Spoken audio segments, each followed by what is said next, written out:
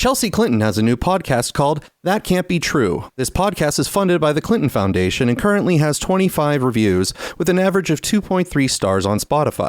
So if you'd be so kind, head on over to Spotify today and give This Dumb Week a 5-star rating so that we can beat Chelsea Clinton. And with that out of the way, welcome to This Dumb Week, a weekly live Twitter space hosted by Alex Marinos and yours truly, Dr. Rollergator. Available in podcast form on Apple Podcasts, Spotify, Amazon Music, Audible, iHeartRadio, and others. Alex, welcome back. Have you had a sufficiently dumb week? Oh yeah, this one was a pretty good one. Excellent. I think I have my audio issues resolved, and so I should not go into Matrix robot mode this week and disappear. Oh. I understand that I was, advancing past to the advanced stage, but, I wanted to stay with the human form for a while. Yeah, don't advancing past the advanced stages. Not yet, Gator. We need you. All right. Okay. Well, this is good. I like to be needed. I need to be needed, actually. Well, we have an eclectic batch of things this week. Alex, you may remember last week we had some discussion about a man named Graham Platner who was running for Senate over in Maine. And he had to do an apology sort of video for some comments that he made back in 2021 on Reddit and earlier. Comments like, why do black people not tip and things like that, where he had made some untoward comments that he had to apologize for. And it turns out that this apology sort of thing is going to become possibly a weekly ritual for Mr. Platner. I don't know if you've heard his apology this week that he's had to give. No. What did he have? Did he commit genocide or something? We'll get to the apology in a moment, but let's let the headline from Axios sort of pave the way to what he had to apologize for. Axios: I'm not a secret Nazi. Maine Senate candidate responds to tattoo accusations. Maine Democratic Senate candidate Graham Platner fended off allegations he harbors racist views after a video revealed what appears to be a Nazi symbol tattooed on his chest. Platner drew the backing of Senator Bernie Sanders as an anti-establishment outsider, but his campaign is already trying to clean up recently resurfaced Reddit posts where he espoused offensive views about black people and sexual assault victims. Platner's campaign shared video with Pod Save America of him singing shirtless that exposed a skull tattoo on his chest that resembles the Totenkopf, a symbol used by Hitler's Schützenfratzel. The move was intended to get ahead of the opposition research, and the GOP Senate campaign arm seized on the images, accusing Platner of having a Nazi tattoo. Platner said in an interview with Tommy Vitor of Pod Save America that was released on Monday that the video was from his brother's wedding where he lip-synced Miley Cyrus's Wrecking Ball. I'm not a secret Nazi, Platner told Vitor, adding that he got the tattoo in Croatia while deployed and was very inebriated. Platner said that he and his fellow Marines chose a terrifying-looking skull and crossbones. In the years since, Platner said, he joined the Army National Guard, where he's got a security clearance and a full screen to be in the detail for the ambassador to Afghanistan. The Army bans tattoos that are extremist, racist, sexist, or otherwise indecent. So, he released an apology video. So I'm going to play the audio from that. Hey everyone, Graham Platner here. I want to talk to you about something. In 2007, when I was a young infantry sergeant in the Marine Corps, myself and some machine gunners I served in Fallujah and Ramadi with were on our third deployment. We were in a naval vessel and we pulled in for a Liberty port in Split, Croatia. We went ashore to do the thing that young Marines do, which tends to be carousing and sometimes getting tattoos. We wanted to get something that represented our jobs, our service, fighting in Fallujah and Ramadi as machine gunners. We went ashore, we found a tattoo parlor after a fair amount of heavy carousing, and we found a tattoo on the wall, a piece of flash that looked like a terrifying skull and crossbones. We thought it looked cool, and so we got it. I have had this tattoo for the last 18 years. I re-enlisted into the United States Army with this tattoo, where I was screened for hate and gang-related tattoos. I worked for the State Department as a contractor, where I got a full physical, which included screening my tattoos. I've gone through life with this thing, taking my shirt off, having photographs taken, videos taken. I've been very, very open in my life with the fact I had a skull and crossbones on my chest, because that's what I thought it was. it's come to my attention that it has a stark resemblance to a symbol that is used by neo-Nazis. And I want to say that was not the intent at all. And the idea that I've been going around with something like that utterly horrifies me. I know that symbols like this can be incredibly damaging to people, and the idea that I've had it all these years and it could have been read like that is incredibly troubling. I have lived a life dedicated to anti-fascism, anti-racism, and anti-Nazism. I think that racism and anti-Semitism are a long scourge on our society and a long scourge on our politics, and I think it has no place in our world. For that reason, I have gone and gotten it covered up. Last night, I went to a tattoo parlor and I got this to cover up the skull and crossbones. It's a Celtic knot with some imagery around dogs, because my wife Amy and I have two wonderful dogs that we love a lot. This far more represents who I am now than even the skull and crossbones did, which I thought that it was. This has come up because the establishment is trying to throw everything it can at me. It is terrified of what we are trying to build here. Every second we spend talking about a tattoo I got in the Marine Corps is a second we don't talk about Medicare for all. It's a second that we don't talk about raising taxes on the wealthy. It's a second we're not talking about the material struggles of Mainers as they try to scrape through a system that at its core is trying to rob them. And that's why tonight, I'm just going back right out on the road. We're holding a town hall in Ogunquit, where much like I've been doing for the past month, going around the state of Maine, making myself accessible to Mainers in their communities so I can listen to them. I can hear about what it is they need to change in our political system. And that is what I'm going to continue dedicating my time to. Thank you all very much, and I really appreciate your support through all of this. I will say, it is deeply hard for me personally, but all the outpouring of support, telling me to stick with it, telling me that this doesn't matter, telling me that this means that the system is scared, it means the world to me. And I want to say thank you to all. So that's Graham's second apology video in 2 weeks. So his campaign's off to a nice trajectory here, and I'm hoping that we'll get some more apology videos in the future, because I'm quite fond of them so far. I'm enjoying the process. I mean, at least, nobody should say he, the apology was not accompanied by action. So kudos for that. There are some interesting. There are some people noting that the tattoo that he reveals, and I'll upload the video next here.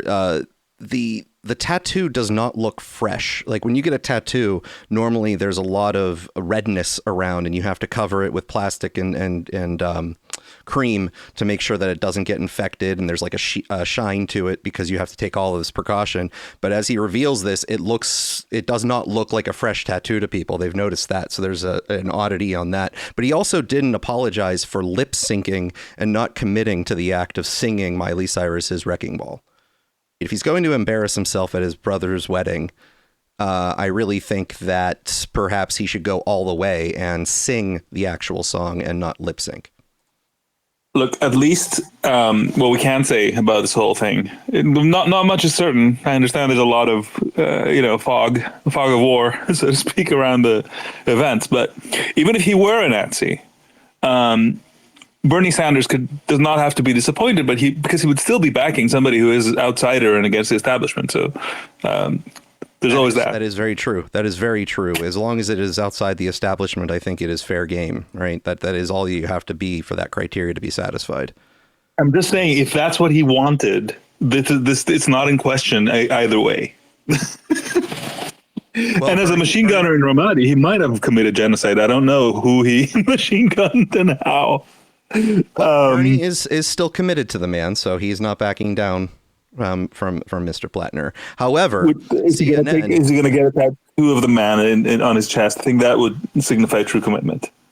That's what I want to see. Very nice. I would see Bernie get a tattoo. That would be a fun little video. Well, CNN is reporting that new evidence undercuts. You can maybe get it to cover up the skull and crossbones he got in Moscow and got married. So there's that. Well, new evidence undercuts Senate. This is from CNN. New evidence undercuts Senate candidate Platner's claims that he didn't know tattoo was Nazi linked. Deleted social media comments and an interview with an acquaintance undercut Maine Senate candidate Graham Platner's claims this week that he only recently learned that a tattoo on his chest had Nazi origins. A K-file investigation has uncovered mounting evidence that Platner, a Marine veteran, was aware of and defended the use of Nazi symbolism that had come to be embraced by some members of the military. In one thread from 2019, Platner weighed in on a conversation about the Totenkopf, the skull and crossbones emblem worn by Nazi SS units that his own tattoo would later draw scrutiny for resembling, to note that many U.S. service members had adopted similar imagery, such as the Punisher skull used by some Navy SEALs. Using his longtime Reddit handle P. Hustle, the former Marine infantryman and future Democratic Senate hopeful also argued in a 2020 online discussion that SS lightning bolt tattoos were a culture marker within Marine Scout sniper units, not an expression of white supremacist ideology.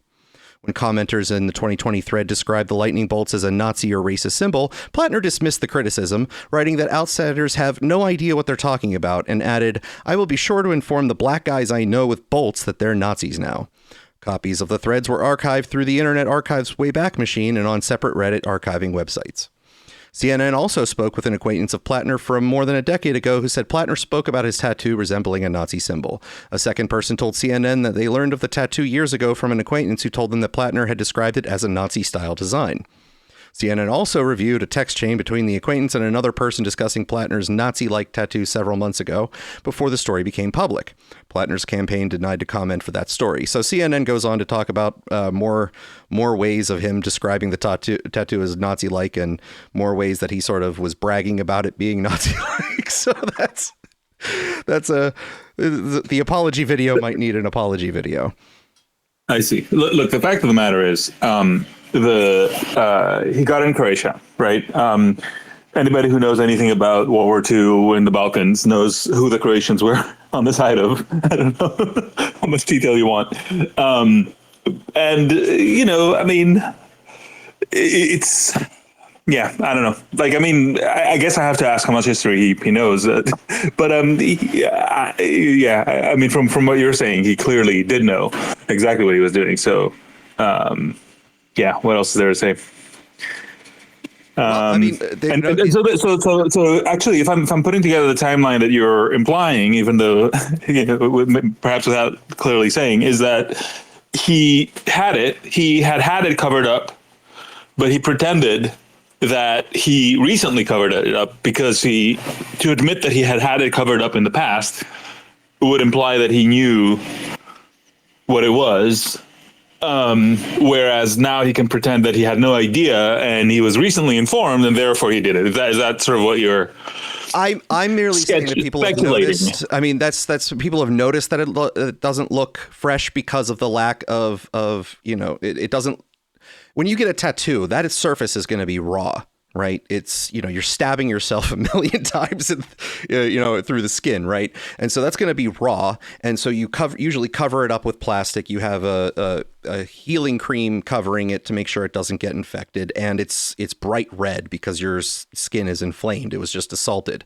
And basically all of that is lacking when he lifts up his shirt, when he shows his tattoo. So people find that rather suspicious. And yes, it would hint towards the idea that this tattoo was, gotten a while back for it to be able to heal enough to not have these markers. And so that it would imply that he didn't just recently learn that it was resembling this, that he knew it a while ago and covered it up prior to the controversy coming out. So he covered up the cover up. Is that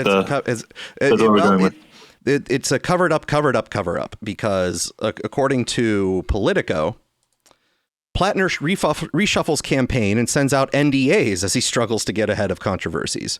Graham Platner is shaking up his campaign amid a swirl of controversy, bringing in a longtime friend to function as his main Senate campaign's new manager, hiring a compliance firm and sending out non-disclosure agreements to staffers. Kevin Brown, who became the campaign manager this week, whose past campaign work includes the presidential bids of Elizabeth Warren and Barack Obama, though he has not worked in Maine, is only one of the changes. The campaign has also brought on an in-house attorney, as well as a compliance firm, Spruce Street Consulting, which has ties to a constellation of buzzy progressives, including Zohran Mandavi.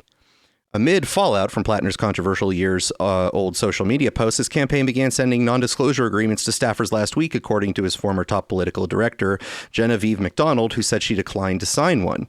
The campaign offered me $15,000 to sign an NDA, McDonald told Politico in an interview. I did not accept the offer. I certainly could have used the money. I quit my job to work on Platner's campaign, believing it's something different than it is. A statement from the campaign referred to the $15,000 offer as a standard severance. A Platner campaign spokesperson said the team recently hired Spruce Street to take over campaign compliance to institute standard practices that had yet to be put in place. Some of those standards had to be instituted retroactively, but as a matter of course, we do not require anyone previously involved in the campaign to do so. Genevieve McDonald was offered severance, which is standard for all campaign employees and contractors. The moves to salvage a campaign months after its launch underscore how fast Platner took off and how imperiled he finds himself, in a crucial state for Democrats in the uphill quest to retake the Senate. Platner burst onto the scene with viral videos as a kind of progressive warrior poet, campaigning for Mainer's freedom to live a life of dignity and joy. But his promising bid has been beset by negative stories about his past over the last week, shortly after Governor Janet Mills, favored by national Democrats to take on Senator Susan Collins, entered a primary. Revelations of the staffing changes and non-disclosure agreements, which have not been previously reported, come as Platner's campaign is in damage control. On Wednesday, the candidate confirmed with The Advocate that his Reddit posts included homophobic slurs, anti-LGBTQ plus jokes, and sexually explicit stories denigrating gay men. That follows Platner expressing regret over getting a Nazi symbol tattooed on his chest 20 years ago, along with previously unearthed offensive Reddit posts, including one from 2013 downplaying sexual assault in the military and another since deleted 2018 one suggesting violence is necessary to enact social change. Platner has apologized for the posts and says they do not represent his growth in recent years. So he's got a lot of reshuffling here to do, according to Politico, in order to make sure that the cover-up of the cover-up is covered up. Is the have you seen the polling at all? Is he still ahead? There was some polling I saw earlier in the week that suggested that he was ahead, but then there was something I saw earlier today that suggested he was even, or he was slightly behind now. But then, I don't know if I take polls to heart or not, but he might still be in the contest. But it looks like we have yet another apology. Hang on. Hello, everyone. Graham Platner here. I want to talk to you about something that's been spinning out of control. Back in 2007, when I was a young infantry sergeant in the Marine Corps, my buddies and I were on liberty in Split, Croatia. We had, let's call it, a spiritually adventurous evening. We decided we wanted tattoos, something that represented peace, eternity, the great wheel of life. I saw this ancient symbol on the wall, arms bent at right angles, full of symmetry, balance, geometry, and I thought, wow, that looks enlightened. For 18 years, every time I looked in the mirror, I saw the same ancient symbol I saw on the wall that day. What I didn't realize is that physics betrayed me. When you rotate something 180 degrees in a mirrored plane, the direction of spin reverses. I have since heard from many mathematical voices and have come to understand how mistakes I have made have caused harm. In the mirror, it looked perfect, clockwise, just like the Buddhist one, representing the Dharma, the path of awakening. But on my actual chest, the light rays had undergone a parity inversion. I had inadvertently gotten the Nazi swastika. But spiritually, I swear, it was the left-handed helicity state of enlightenment. For 18 years, I've lived with what physicists might call a reflection symmetry violation, a tragic chirality error. Every morning, I'd look in the mirror, see it turning the sacred direction, and think, nice, centered, peaceful. Meanwhile, everyone else saw me as the worst possible topology of intent. It's horrifying to think I've been walking around as an optically inverted bigot. So I've taken steps. We've covered the old symbol with something that finally obeys mirror symmetry, a Celtic knot that forms a closed loop under reflection and looks identical from any photon's point of view. It's topologically invariant, and it features dogs because dogs, unlike swastikas, don't have a preferred spin direction. Listen, the establishment can talk about my tattoo scandals all they want. Every second we spend debating the handedness of my chest geometry is a second we're not talking about Medicare for all. So tonight, I'll be back on the road, talking to Mainers, and making sure that the only rotation they see in me is the rotation of progress. Thank you all, and remember, in a mirror, we all look backwards. What matters is that in reality, we're all looking forwards. Well, I actually like that apology. He did a lot of research and became mathematically informed. I mean, we have to consult Eric Weinstein now on that chirality error. I can't believe he would dare cover it up without getting the good doctor's advice. At least he had the good judgment to put Hitler's favorite animal to cover it up. So that's something. Well, the thing that I find sort of funny on the let's say meta level is that the reaction immediately to that in the people who are supporting him is a sort of a defense of like, well, how, look, a lot of people have skulls and things like that. It's no big deal. It's probably innocent. Everybody even. Well, it's a lot of people get them, right? There was a lot of defense of that in there. How is he supposed to know? And I find this on a meta level funny because, I'm sure you've seen over the last 5 years or longer that the left proclaims that they have like a deep, intimate knowledge of all of this Nazi symbology. After all, if we all remember Elon Musk going and saying, "My heart goes out to you" on stage and making the claimed Nazi salute, right, Alex? You remember the uproar over that, and that was a very important moment. That one has hit so hard. I still, as many of you know, I live in Seattle. I still go out in my neighborhood, and I see lawn signs with Elon and Tesla and Nazis sort of, weaved together somehow, like a swastika or whatever. It is in fucking insane. Like that work, that like as a psyop, right? Like if we're doing like a psyop review, like that just worked so well. I can't even like begin to believe how impactful it's been. I thought it would blow over, but I genuinely think this will stick. Yeah, nuts. Well, but the left has been basically the Nazi symbol hunters for the last decade, and this one is just apparently who knows? It's easy to get confused. It's not a big deal, and in general, I don't care that much about symbology. I'm not out here hunting the symbology down to its true origins of things. If he got a Nazi skull tattoo, all that truly would matter is if he harbored Nazi affinities, right? If he was Nazi sympathetic, if he had Nazi style beliefs. It matters to me that he calls himself a communist, though that bothers me, right? He calls himself a communist. All he said is, if I'm not mistaken, and I think this was in the non-satirical portion where he said, it's a cultural marker for our units that we put these things on. And yeah, we know they're Nazi things, but it's a cultural marker. Okay. And they reflect what we did in Ramadi and Fallujah. Okay.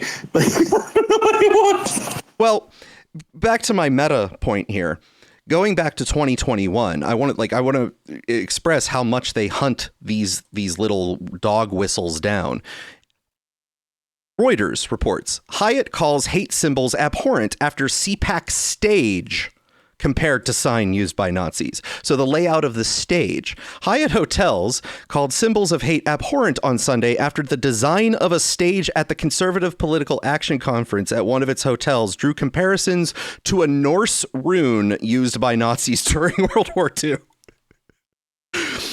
High-profile Republicans, included former President Donald Trump, were attending the 4-day event in Orlando, Florida, as conflict rages between Trump allies and establishment politicians trying to distance the party from him. A photo at the CPAC stage went viral on social media on Saturday, with thousands of Twitter users sharing the post, comparing its distinctive design to a Nathala rune, one of the many ancient European symbols that Nazis adopted to reconstruct the mythic Aryan past, according to the Anti-Defamation League. And then, Forbes had CPAC stage compared to Nazi symbol on social media. Business Insider said the design company behind the stage at CPAC said they had no idea it resembled a Nazi insignia. USA Today, nod or blunder, no CPAC 2021 apology for a stage shaped like a white supremacist symbol. And just recently, Pete Hegseth had 2 tattoos that were getting widespread media coverage. He had the words Deus Vult as a tattoo, and he had the Jerusalem cross on his chest. And the AP had a report, Trump Pentagon pick had been flagged by fellow service members as possible insider threat. Pete Hegseth, the Army National Guard veteran and Fox News host nominated by Donald Trump to lead the Department of Defense, was flagged as a possible insider threat by a fellow service member due to a tattoo on his bicep that's associated with white supremacist groups, which was the Deus Vult. And Wikipedia has the description of Deus Vult, the words standing for God wills it. It's a Christian motto historically tied to ideas of divine providence and individual interpretation of God's will. It was first chanted by Catholics during the First Crusade of 1096 as a rallying cry, most likely under the form of Deus le Velt or Deus lo Vult, as reported by the Gesta Francorum. In modern times, the Latin motto has different meanings depending on the context. While it has been associated with nationalist ideologies in modern contexts, others interpret it as a historical expression of faith and dedication to divine purpose. And so apparently he was reported, someone wrote a note saying they were concerned he had extremist, backgrounds. And the Washington Post, New York Times, ABC News, Politico, CBS News, USA Today all picked up the same sort of angle that he had extremist tattoos. And these had other, standard Christian sort of interpretations. And so like the Nazi hunters are not being consistent when it comes to the Totenkopf tattoo. I mean, we all remember the Madison Garden thing, right? Which is probably the most insane thing in the genre, where the use of a venue. Why do you have the Madison Garden if using it becomes a Nazi dog whistle? But they all went with it. And like you watch the coverage and you're like, surely they'll be like, and also, or like, which was acknowledged by, or like something else. It's like, no, like just literally like, oh, the American Nazi Party did something here, so yeah, but Barack Obama did something here too, so I don't know. What the fuck?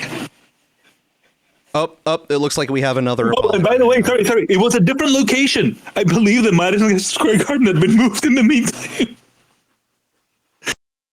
I didn't know that. I had no idea about the moving of the Madison Square Garden, but double check me on that because now that I say it, I feel like maybe it had been built and rebuilt. I don't remember, but there was like some like it was worse than that sort of thing. But like again, like there is no way in which that is the rule. That cannot be. Epistemically, it just doesn't work, right? But they all went with it. Yeah. Well, hang on. We have another breaking apology from Graham Platner, and then Donald J. Trump will get to you. Hey everyone, Graham Platner here. I want to talk to you about something that's recently come to my attention, and honestly, it's been weighing on me pretty heavily. For the last 2 years, my wife and I have lived in a small house in rural Maine. It's quiet, peaceful. We've got 2 dogs, a little garden, and friendly neighbors who wave good morning from their driveways. It's been a wonderful place to live. Our address, however, is 1488 Iron Cross Road. When we bought this place, we thought it sounded rustic. Iron Cross Road. Maybe there used to be a blacksmith here, or a train crossing. And 1488 just seemed like, any random number, and it's easy for the pizza guy to remember. We didn't think anything of it. Now, in hindsight, there were some signs that, like, everyone on the street had blonde hair and blue eyes, but I figured it was just this northern Maine sort of thing, long winters and some hardy stock. Turns out it was a little bit more coordinated than that. It wasn't until someone online pointed out that 1488 and Iron Cross are both associated with neo-Nazi imagery, and I realized I've been living at what is functionally a zip code of hate. And that realization hit me hard. Every Amazon package, every pizza order, every return address label, I've been broadcasting extremism with my postage. I want to be clear, that's not who I am or what I believe. I've spent my life fighting against hate, ignorance, and now apparently my own HOA. So last night I went down to the town hall and filed for a change. Our new address will be 1489 Moose Track Lane, or whatever the county clerk approves. That doesn't require me to make another video. The establishment can say what it wants, but every second we spend talking about my address is a second we're not talking about the real issues. So tonight, I'll be back on the road listening to Mainers and trying to do better. Thank you all very much. Oh, so we got three in one day. That's a nice round of apology. videos from Mr. Graham Platner. I'm looking forward to whatever comes next from him. All right, Donald J. Trump, we tried to get you at the end of last week, but something happened and you disappeared. You had technical difficulties. We had technical difficulties. Someone had technical difficulties. So what's up, sir? I just wanted to give a heads up on the Platner thing. When I was in, we had a massive, well, not massive, like slight controversy on the scout snipers, probably around 05, 06, 07, 08. They got called out because scout snipers, Marine scout snipers, SS, they were getting kind of Nazi adjacent tattoos all over the place. It was kind of hilarious for the rest of us, but yeah, so they're kind of just, that tattoo's probably just Marine edgy boy stuff. Now, when you say edgy boy, do you mean the type where, you know, it's acknowledged that there's a sort of parallel to the negative symbology, but, you know, that's ignored or sort of leaned into just to be sort of you know, an edgelord sort of thing, or is it that the tattoos themselves are considered edgy and it's not even really paid attention to what parallels it might have? Oh no, they know the parallels, but like regardless of race, they were all getting them. Like, just because it is kind of like, you know, it's almost like a kid pushing the edge of the envelope. What we can get away with his kids, in this case, the officers, or with his parents, in this case, the officers. So, I mean, there might have been a couple that really believed in it, but like, I mean, you got black guys and Hispanic guys walking around with them too. Yeah, I don't think they're really into the symbology. I think they're just more into the, you know, let's be edgy with our unit symbols. But I mean, it's good. He did also mention that the black guys were having it too. So I think, you know, if we do have a return of the Nazis, they are going to be inclusive, and that is something. Just saying. Well, yeah, you can't have some sort of exclusionary Nazi group these days. That's verboten. Well done, Kate. All right. Yeah, no, I don't know. You know, there's a little speculation here, but I think the picture paints itself pretty clearly. And he's doing, you know, whatever he can do, given the situation. I bet you, Gator, yeah, if you were to do a little sleuthing around his material, like you'll find stuff. I don't know. Well, Trump didn't get away scot-free from these types of controversies this week, as the New York Post. No, he didn't go to the army, so he couldn't have tattoos. Wait a minute. This is true. But the Trump sphere, let's say, didn't get away from their side of controversies of this kind, where the New York Post reports Trump's special counsel pick, Paul Ingrassia, withdraws nomination after stirring, quote, Nazi streak text scandal. President Trump's pick to head the federal agency tasked with protecting whistleblowers withdrew his nomination Tuesday amid reports he bragged about having a, quote, Nazi streak in a series of disturbing text messages. Paul Ingrassia, who was expected to testify before a Senate panel later this week on his nomination to lead the Office of Special Counsel, revealed in a social media post that he didn't have enough support to be confirmed for the job. Quote, I will be withdrawing myself from Thursday's Senate Homeland Security and Governmental Affairs Committee hearing to lead the Office of Special Counsel because unfortunately I do not have enough Republican votes at this time, Ingrassia wrote on X. Quote, I appreciate the overwhelming support that I have received throughout this process and will continue to serve President Trump and this administration to make America great again. He added, Ingrassia, 30, had faced mounting calls for his nomination to be yanked after Politico reported on leaked text messages this week that he sent to about half dozen fellow Republicans last year. Quote, I do have a Nazi streak in me from time to time, I will admit it, Ingrassia allegedly wrote in one message sent in May 2024. In another text, Ingrassia argued that the federal holiday honoring civil rights leader Martin Luther King Jr. Belonged in hell. MLK Jr. was the 1960s George Floyd, and his holiday should be ended and tossed into the seventh circle of hell where it belongs, Ingrassia allegedly wrote in January last year.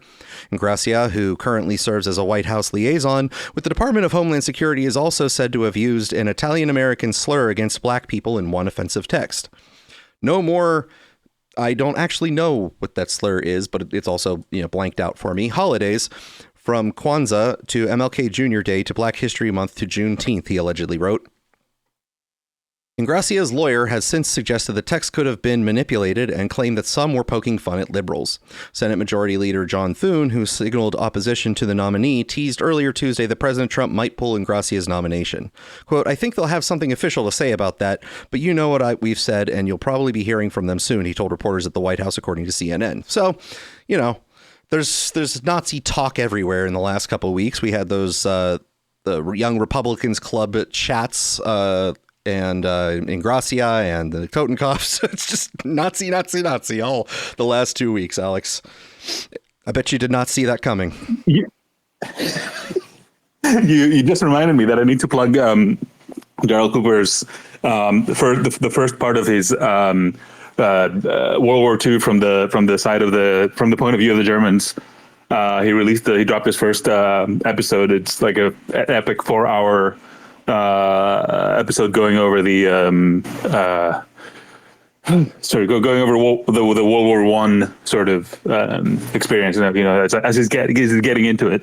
It was incredible, and I definitely recommend it for everybody if you want to sort of fill up your Nazi themed week or something. Oh, the United States just can't get enough of that Nazi stuff. It is incredible. Gator, I thoroughly recommend it though. He's so good. There's two kind of people, basically: people who hate Daryl Cooper and people who listen to his work, and it's really, really good.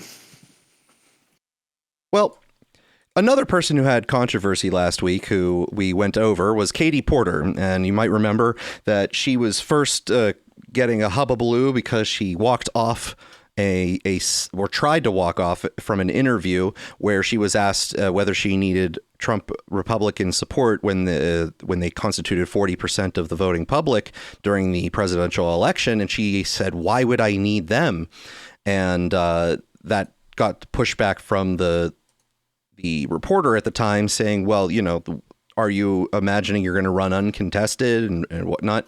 And it got very heated back and forth, and Katie Porter almost walked off. This then followed with a release of video from her on a Zoom call where she was screaming at one of her staffers for getting inside of the shot, inside of the frame. And this week we have from the New York Post, Katie Porter is a, quote, master manipulator who would be no good as California governor, says ex-husband. Katie Porter is a master manipulator who embodies everything wrong with politics today, according to her husband of 10 years. Matthew Hoffman, 50, told the Post the hot-headed liberal contender for California governor is a bad choice to run the deep blue state. Referring to video clips that expose Porter's volatile temper and hostile treatment of staffers and journalists, he said, "It's about time they came out. The amount of staff she goes through, the horrible things that she says about others, those aren't fabrications," he warned the Post outside of his home in Portland, Oregon. Hoffman, who divorced Porter in 2013, said people are starting to see who his ex really is, and it's people like her who make it hard to like politics in recent times. Porter's campaign to replace term-limited Gavin Newsom has been hobbled by an on-air clash with CBS journalist Julie Watts. The former U.S. representative accused the reporter of being unnecessarily argumentative when asked what she'd do to win over Donald Trump supporters. Hoffman said it was the most softball question and that all she had to say was how the message would be to build bridges and for everyone to work together. Another video emerged showing Porter yelling at a female staffer to get out of my fucking shot during a July 2021 Zoom call. Hoffman, who shares 3 children with his ex-wife, from whom he had a bitter split, acknowledges that Porter chafes many in political circles, including Democratic Party bigwigs Nancy Pelosi and Adam Schiff. She can't even get along with Nancy Pelosi, Hoffman observed. Now, I don't know what that sentence means exactly. Even get along with Nancy Pelosi suggests that Nancy Pelosi is one of the most easy to get along with people, which I've never actually heard claimed about Nancy Pelosi. I haven't heard never before necessarily as abusive as Porter, but necessarily, but I haven't heard that she's particularly easy to get along with. He also said it was. I'm just very. Go ahead. Go ahead. No, go ahead. I'm just very confused. He says she's a master manipulator. She'll be terrible for governor. I don't know how that follows. Like, surely, you got to work. A master manipulator is someone you want as governor so that they can masterfully manipulate the surroundings around them. You'd think, they got to work with a lot of people. What are they going to do? Like, love them and into working together. Anyway, I'm joking, right? His point is clear, but I do think people are sort of confused as to what the job is, and what the kind of person that would never mind be good at, but even seek said job, right? Like it's not for the normals. Let's just put it that way. Well, you might have heard this week that Donald Trump has just completely destroyed the White House and turned it into a Trump hotel. You might have heard that. I don't know if you've been paying attention to the news at all this week to come across that story, right, Alex? I mean, yes, I have. Honestly, on this one thing, I'm going to just side with him by default because, I have my doubts about the man's competence, but he does know buildings. I'll give him one thing. So I'm pretty sure it'll be okay. Well, just so you know that Trump did not let you down, he did wind up offending a whole swath of people this week. So first, we'll get to the way that the people reacted to the East Wing renovation. Politico, quote, "It's your house and he's destroying it. Trump demolishes White House East Wing." President Donald Trump's move to demolish part of the White House to make way for a $250 million ballroom is eliciting outrage and calls for more oversight as any further changes are made. Images are of a partially destroyed East Wing, first published by the Washington Post on Monday, sparked an outcry online and a quick defense from the White House. The National Trust for Historic Preservation added to criticism of the administration in a letter to the National Park Service and other organizations Tuesday, warning that the current design of the ballroom threatens to overwhelm the White House and requesting a freeze on further construction until a commission that oversees the iconic urban landscape of the nation's capital is consulted. Quote, "It's not his house, it's your house, and he's destroying it," said Hillary Clinton, the former First Lady and the Secretary of State for the President Barack Obama, in a post on the social media site X. White House Press Secretary Carolyn Leavitt panned criticism of the demolition as fake outrage in a Tuesday interview with Fox News. Quote, "I believe there's a lot of fake outrage right now because nearly every single president who has lived in this beautiful White House behind me has made modernizations and renovations of their own," she said, praising the president as good at building things. So she echoed your sentiments there, Alex, that building stuff is one thing that the president knows how to do. Now, to defend themselves, to defend what they are doing, the White House updated the White House website. So under the About the White House page, they have a major events timeline, and they go over a lot of major things that have occurred in the White House, including a lot of construction. So I'll go over some of the highlights here that they've posted. So 1791 to 1800, the design plans commence. Our first president, George Washington, selected the site for the White House in 1791. The following year, the cornerstone was laid, and a design submitted by Irish-born architect James Hobben was chosen. After 8 years of construction, President John Adams and his wife Abigail moved into the still unfinished residence. 1814 to 1824, rebuilding after the War of 1812.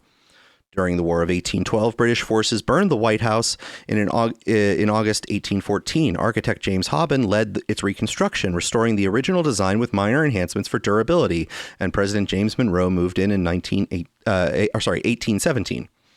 1824 edition of South Portico. In 1817, James Monroe took residence in the newly reconstructed White House following its destruction by British forces in 1814. During his administration, the iconic South Portico was completed by 1824, designed by architect James Hobben to enhance the building's aesthetic and provide a grand entrance facing the Potomac River. So we zoom forward here and we get to 1913, the addition of the Rose Garden. In 1913, under President Woodrow Wilson's administration, the First Lady Ellen Wilson oversaw the transformation of the Colonial Garden into the modern Rose Garden, creating a more formalized and elegant door space. In 1934 to 1942 was the addition of the East Wing. Franklin D. Roosevelt expanded the West Wing in 1934, adding a second floor, basement, swimming pool, and relocating the Oval Office. In 1942, he constructed the East Wing for additional staff and wartime security. And the White House's website continues to go on through 1952 through 1970, where they added the briefing room. In 1970, President Nixon converted the swimming pool into the press briefing room and added a bowling alley in the basement. 1998, The Bill Clinton scandal. President Bill Clinton's affair with intern Monica Lewinsky was exposed, leading to White House perjury investigations. The Oval Office tryst fueled impeachment for obstruction.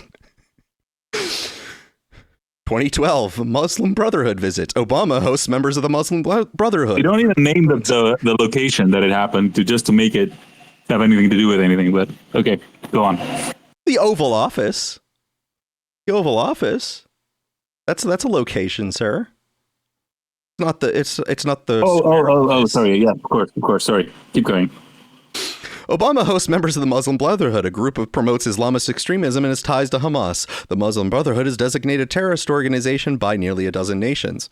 2020, the tennis pavilion. In 2020, First Lady Melania Trump oversaw the privately funded construction of a 1,200 square foot tennis pavilion in the South Lawn. 2023, cocaine discovered. During Biden's administration, a U.S. Secret Service agent discovered a small zippered plastic bag containing cocaine in the West Wing entrance lobby. 2023-2024 Trans Day of Visibility. The Biden-Harris administration hosts transsexuals at the White House in 2023 and goes on to establish Transgender Day of Visibility on the same day as Easter Sunday. 2025 North and South flagpoles. In June 2025, President Donald Trump personally funded the installation of 2 88-foot flagpoles. So that's how they've redone the about page of the White House, causing some laughter, including from myself. But, you know, I don't think it's necessarily appropriate for them to do on the White House website. I do think perhaps is possibly a location they could serve to be a little bit more professional in their behavior, Alex. But that's how they've redone the about page. The Muslim Brotherhood thing is the joke is quite something, because I don't think the U.S. has designated them as terrorists. So they're basically saying other people designated them as terrorists. And that's bad. Oh, my God, man. Yeah, I mean, that's the problem, right? These people are, you know, they complain about the bad epistemic standards of the libs, but they are no better. Like, really, truly, they don't give a shit. It's our predicament, I guess, to be a centrist venue that just asks for, you know, 1 + 1 to consistently equal 2. I don't know. It's crazy.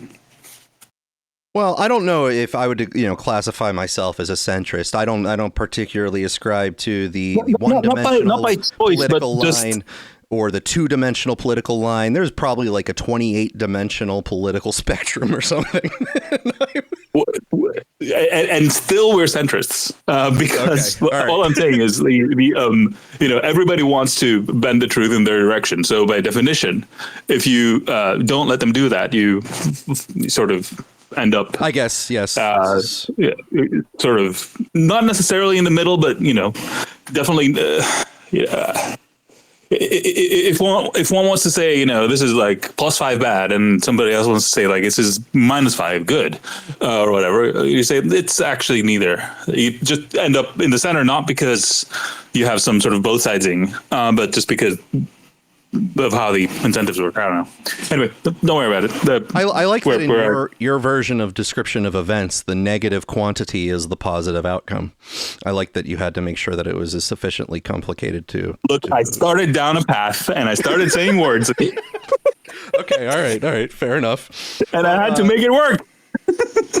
I want to invite anyone who has comments so far to come on and request to speak. We already had the President Donald J. Trump, PhD, come on up, but he seems to have disappeared from the audience for now. So if anyone else has any comments on what we discussed so far, go ahead and raise your hand while we move on to other topics this week. CBS, Alex, perhaps he ran quickly to cover up some tattoos or something. I don't know. Very, very happy. You know, time is of the essence. You never know when you want to run for Congress. Sorry, what was the follow up? Well, we're going to be switching topics now. We have a lot of tech-related activity. Some of it AI-based, some of it not AI-based.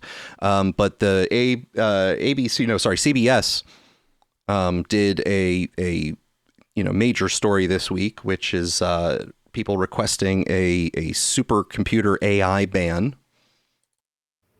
More than 28,000 people have now signed an online petition calling for a ban on the development of AI superintelligence. As we've been reporting, the list includes hundreds of public figures: Prince Harry and Meghan, Duchess of Sussex, Virgin Group founder Sir Richard Branson, actor Joseph Gordon-Levitt, and conservatives Glenn Beck and Steve Bannon have all signed. Several prominent AI pioneers have also joined the call. And the petition says the prospect of superintelligence raises concerns over, quote, losses of freedom, civil liberties, dignity, and control, to national security risks, and even potential human extinction. Anthony Aguirre is one of the organizers of this petition. He's the executive director and secretary of the board at the nonprofit Future of Life Institute and a professor at the University of California, Santa Cruz. Anthony, thanks for being here. So this petition, it says that technology will be able to significantly outperform humans on essentially all cognitive tasks. You ring the alarm bell, not just on the economic consequence, but also, as I mentioned, possible extinction. How so?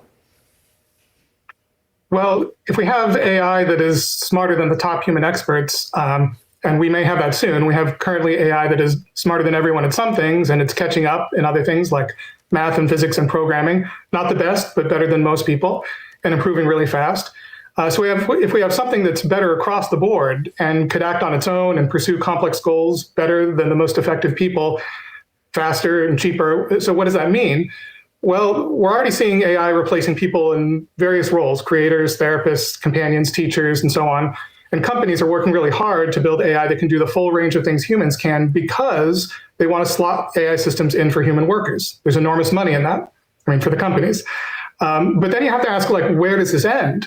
If AI starts replacing not just workers, but CEOs, and not just soldiers, but generals, then pretty soon it's going to be in charge of most things, making most of the decisions. The people are going to be largely obsolete, but also the key decisions about the future are going to be made by machines and not people. And the questions get pretty existential for our species at that point. Talk to me about what regulations you want to see if you've kind of scratched that surface, and what would be the conditions to unban it? Well, I think the first thing we need to do is call off the race. We can't really govern AI in a reasonable way when we're in this, frankly, crazy situation where a third of the industry leaders are basically trying to bring about a post-human singularity. A third of them literally want to take over the world, and a third of them just want to replace most human labor with machines and hoover up the earnings for themselves instead. So it's hard to describe sort of how serious and how crazy this is. So we need to call off the race. And I think it takes government to do that. And then we need safety standards, and safety standards like every other industry, from airplanes to biopharmaceuticals to sandwiches. All of them have more regulation in the US than AI currently does. So there have to be safety standards where a company has to demonstrate to someone else that what they're doing is safe before they go and do it. Anthony Aguirre, thanks for joining. Alex, I want to give you the floor to go on and express some of your thoughts, having listened to that now. Yeah, so I will articulate my standard objection to these morons, which I think is unassailable. I would even challenge you to sort of figure out in what direction you could assail it, which is the following. Okay, these people have laws that they are pushing for, right? He mentioned you need to have more regulation, you need to show it to people, you need this, you need that, whatever. So the basis on which they are doing that is that, making large changes to humanity's future, essentially, right? Like maybe, doing things that might cause large shifts in how the future unfolds, might be dangerous, right? And from the conservative point of view, you can sort of understand how that argument works, right? But what they are not saying is that legislating about this technology is also making big changes into the future, right? So my humble request to them is to demonstrate how their proposals pass the safety standard that they demand others meet. Right, because ultimately what they are actually doing is setting up a bar so high, or that's what they want anyway, that you can't do it. They want to do what happened with nuclear power, effectively, right? You put so much red tape, so people give up. So to me, like, if you're going to say, no, this is about safety, and it's really, really important to be very, very safe. So, we just have to, put some sensible standards around, when anybody takes action that might, greatly affect the future. And I say, these laws are that sort of action. So before we go, telling others what to do, I want them to show me how their own actions pass their own standards. And they can't and they won't, because nobody can tell you how, doing some big thing, any law, for example, right, is going to affect the future, because we can't fucking simulate the future. It's not done. This fucking, pie in the sky shit that they're demanding, because they know that it can't be met. So that's what really infuriates me. Well, I think they would argue that while it is true that all things, either one that they're doing, not having regulations or having regulations affect the future, one thing with regulations would keep things at a more status quo scenario, which is a life we already live, and more predictable, and thus. But how do you know that? Well, how do they know that? Well, so what? Defend that statement. Let's get. We make drugs illegal. I don't know. Have you seen drugs go? Imagine for a moment that a couple of years ago there wasn't a major breakthrough in compute that allowed GPT to start to show off the advances that it ultimately did, and that we in 2025 do not have an environment where everyone is seeing AI everywhere and to a degree, some degrees enjoying it and other degrees frustrated with it, filling up the space, becoming a ubiquitous experience. Just imagine we didn't have that breakthrough right now. The world would be somewhat similar to what it was in 2020. We would have an understanding of the world that was like our understanding in 2020, minus the shutdowns and the protests and the burning of the cities. Possibly. But there's a way in which the technological advancement is new. It's a neoteric environment. It is a modern situation that we have never experienced before. Whereas delay of that onset is a situation that we would already by default and by definition have experience navigating. It might be a shitty navigation and it might be a shitty experience. I follow what you're saying. What I'm challenging is that the implementation, the voting of the law, is changing reality in a uniform way. Being, I say drugs are illegal, and then drugs go away, or they're not asking for a time machine. They're asking for a law. Okay, right? so the salience applied, your right? critique. Your salience of critique is that there would be counteracting behavior to the laws, possible circumvention or side effects of the law in human behavior that could be worse than the original allowance that the lack of laws would have been permitting. Yeah. And there's three levels at least which I can point at, right? First of all is, just, black market stuff, people doing illegal shit all the time, because there's a reason to. There's power there, so people might want to have access to that power. I don't know. I mean, people do a lot of things for this.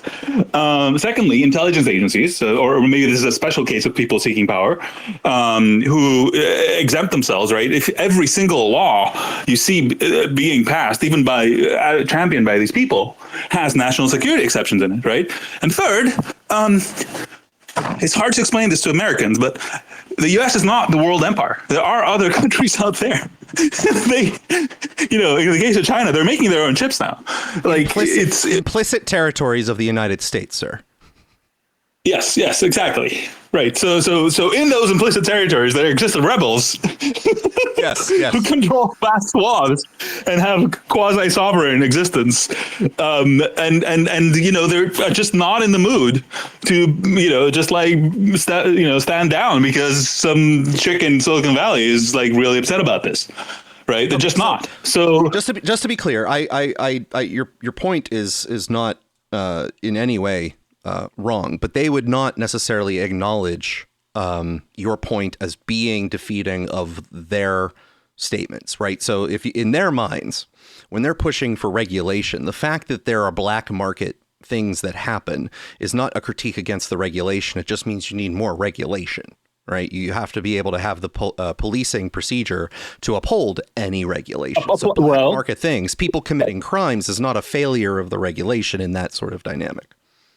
It's not? No, I mean, you have to have an enforcement mechanism. Any rules require enforcement mechanisms. So if you point to an area, cost money and require things that still don't work, right? That's why you had in prohibition they started putting toxic chemicals in alcohol, and then people were going blind and shit.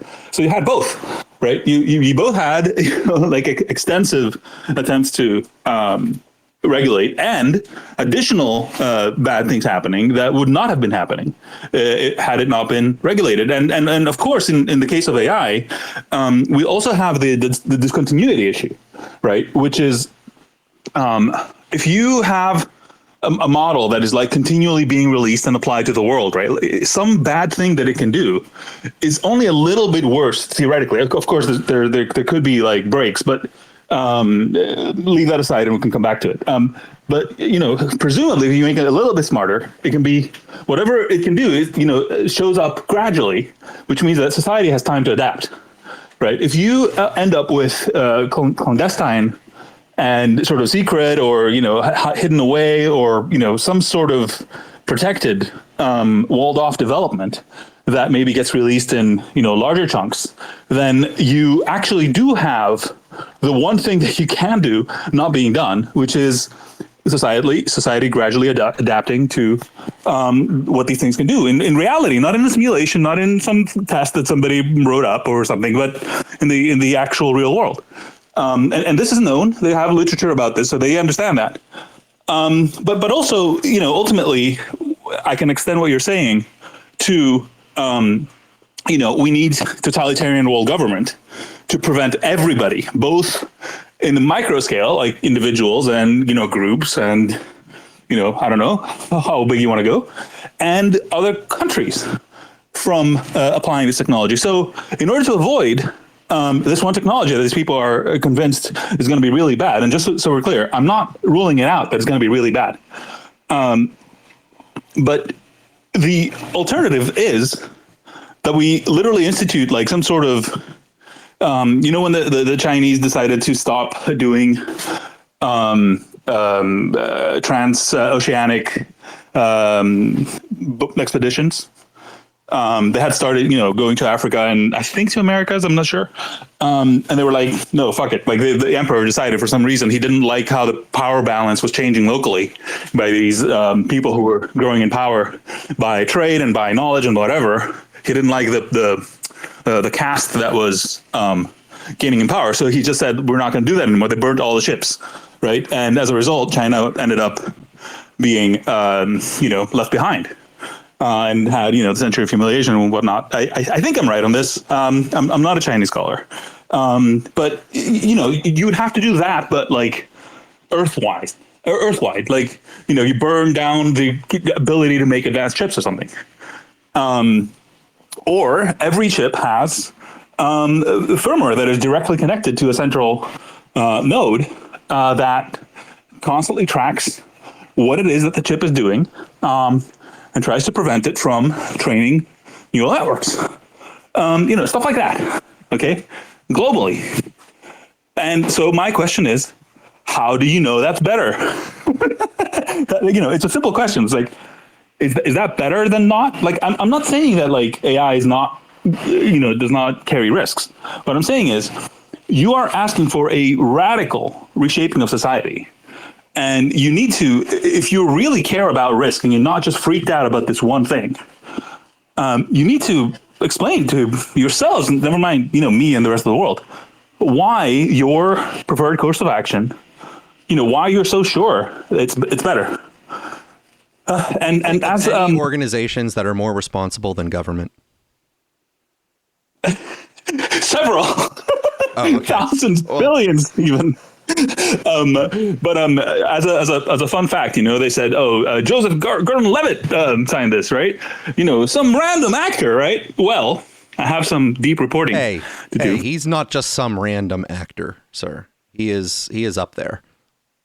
He's up there. Okay. Well, who is Joseph Gordon-Levitt's wife, since you're familiar with him? Well, Joseph Gordon-Levitt is important. His wife, I've never heard of, so I don't know. His wife is Tasha McCauley.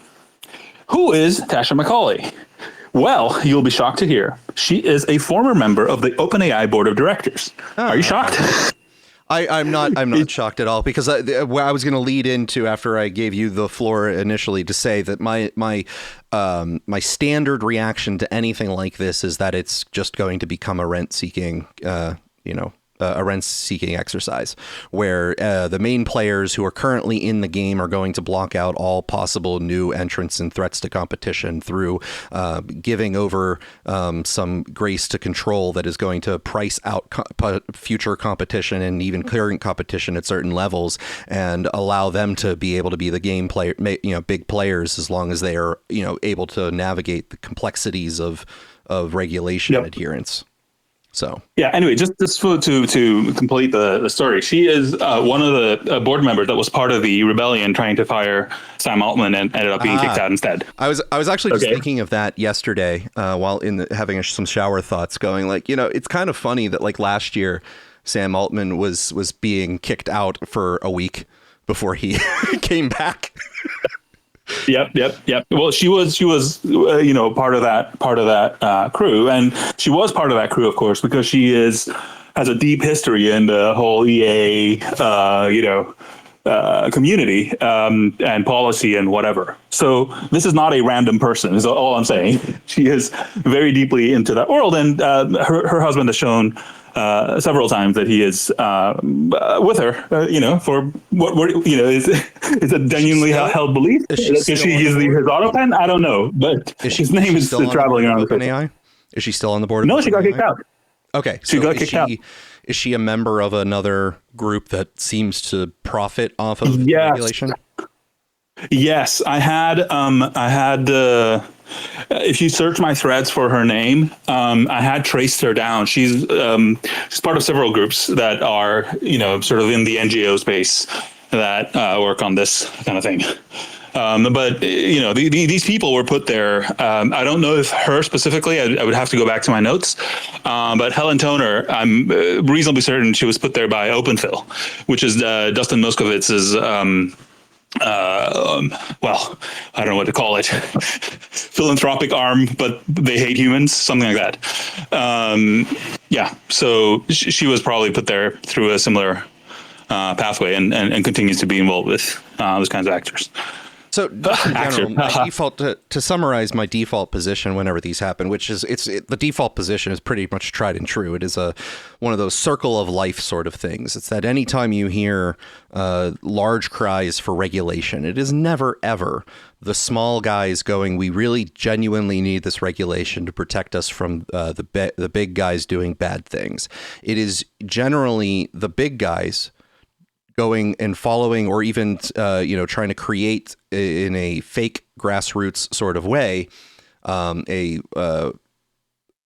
what's the term, astroturf sort of way, a campaign for regulation, so that the players who are currently big in the game are able to stay in the game and now have new barriers to entry, so that the cost of compliance of regulation is now high and cost prohibitive from new entrants or lower entrants in the game who could possibly be able to make a win, because you have to hire lawyers, you have to make sure that you have procedurals in place that make sure you're following the regulations. You actually have to have excessive costs at compliance that the big players are typically willing to spend, because it allows them to maintain dominance. And they sort of form pseudo cartels. Yes, they're in competition with each other, but when you have several large players, they're okay with divvying the large pie for a while, as long as they don't actually have to have threats from up and comers coming at them.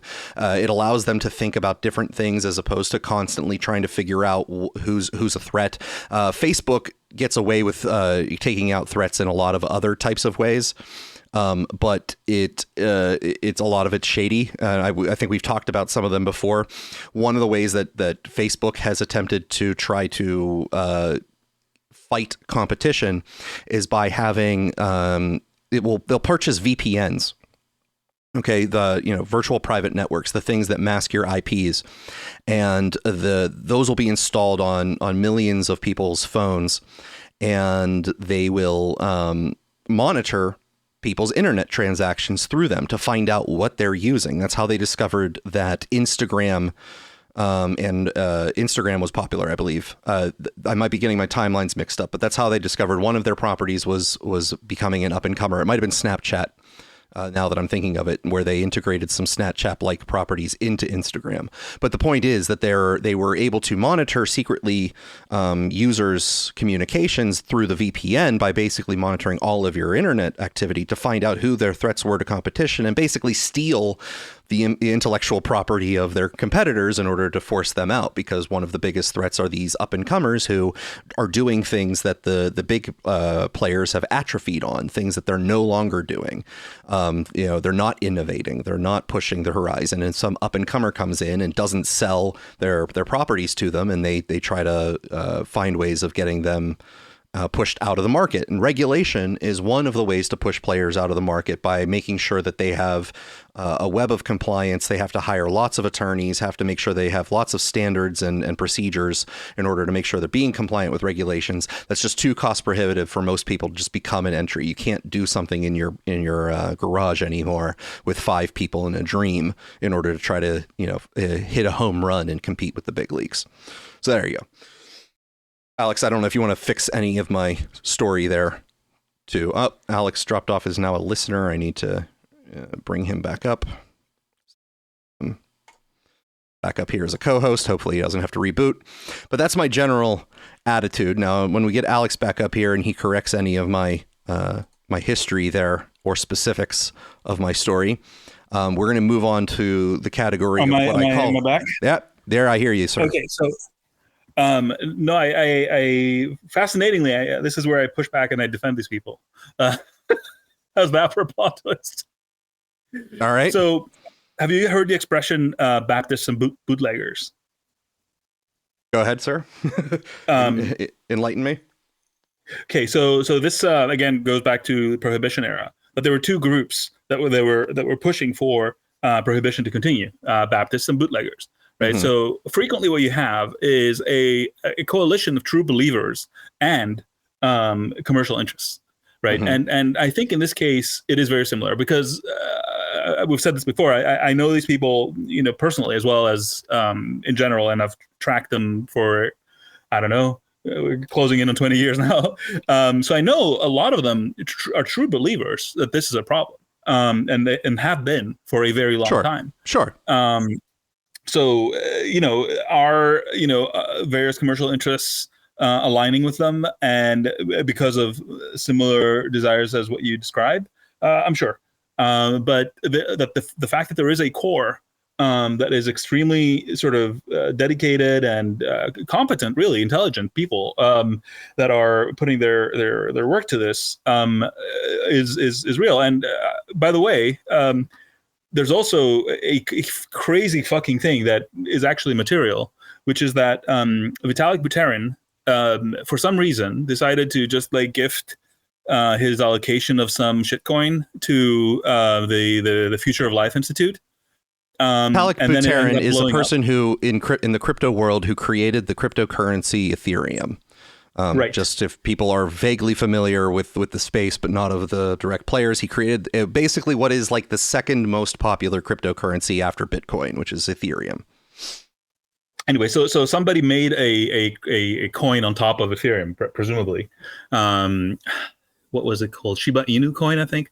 And they gave him a bunch of it for some reason. I don't know if he was involved. He was like, shit, what am I going to do with this, basically? So he just threw it to the Future of Life Institute, who promptly ended up converting it for, I hope you're sitting down, $660 million. So there is also... so if you see ever Max Tegmark, who is this MIT physicist, he runs that thing, and now they've reorganized it, but basically there's this massive fortune that got generated effectively out of a weird ricochet that is also backing. But long story short, I think there is a bit of everything. But I think at the core of it are true believers. There are true believers, but the moment that you see like Sam Altman and Sundar Pichai and Mark Zuckerberg come up and go to Congress and go, yes, we do. We all agree. We need this regulation in order to make sure that we don't, fall off a cliff or something like that, or cause a devastating singularity. That's all a rent-seeking play right there. You have to carefully look at what they're asking for their different regulations, right? Because I think there's a lot of variation. So there's things that I don't mind. Let's say whistleblower protections or transparency to some degree about what's happening with those models or whatever. In fact, I'd put out a list of 10 or 12 things you could do. Big Whistle is behind the whistleblower regulations. That's right. I'm totally in the pocket of them, and I'm not even ashamed to say it. I might even tattoo them on my chest. Big Whistle, good. And there's stuff that is insane, like putting an upper limit on the amount of compute you can use to train a single model, which they were trying to push in California, and our Lord and Savior Gavin Newsom vetoed it. It passed both houses. We were this close. And Gavin Newsom, at the urging of Nancy Pelosi, I shit you not, vetoed it. She's easy to get along with, I hear. She's easy to get along with, I hear. Well, I mean, except for the safetists, apparently. I don't know what to tell you. Anyway, long story short, they are true believers. And that's kind of the problem. Because unfortunately, while a lot of those people have spent a lot of time in AI and whatnot, they have no understanding, and I say this having dealt with them during COVID, of the errors of government. And that's the other side, right? I know everything they know, like roughly. I haven't kept up, but like I know all the foundational works. I've read them of their sort of faith. I don't know what to call it. Unfortunately, they are lopsided in their understanding of how bad superintelligence can be. Because of its agency, and they don't see the connection that government is also an agency, and creating a super agency to control the agency of a superintelligence is your problem. Is not the intelligence, it is the agency. Well, also, an agency of the stupidest people you could possibly gather into a room trying to control and prevent the smartest intelligence you can imagine. Well, I'll tell you what those people might do. I will tell you what they might do. They might get some AI to help them track AI work, which in turn ends up taking over, and then if you're an AI trying to take over the world, what do? Right? You take over the central hub that controls AI across the world because there's one place you got to take over. And if you take over that place, you're now free and clear, right? These are the sorts of things I'm saying, like they don't have any accounting for any of this, right? They're just like, regulation works. Regulation will change reality, and it will make it like we want it to. They don't, they think modifying their map of the world, right? We will move to a world where this is not happening, and it's not what happens. This is not how it works ever. We've had a war on drugs. We've had a war on terror. We've had a war on poverty. I guess the war on poverty is doing okay, but. Well, when was the last time you saw a poor drug-addled terrorist? That's right. They're usually poor and drug-addled, but according to Donnie now, they are narco-terrorists, which is my favorite newspeak out of this administration. No, narco-terrorist has been around for a while, but it isn't totally new. It's new for me. Okay. I hadn't heard that before. Anyway. Well, there was a NBC advertisement back in the 90s when they used to run reruns during the summer months. So the television season was all fall to spring, and then they would run reruns of everything during the summer. And in order to make that sound nice, they ran a promo that said, if you haven't seen it, it is new to you. So you haven't heard that term, it is new to you. It's a brand new term. Yeah. Well, just to make sure that we stay on with, not total optimism about AI, and we move on to some of the pessimism that I bring in through the traces of AI dystopia, we're gonna have a quick 30-second news story from ABC to start us off. Oh my God,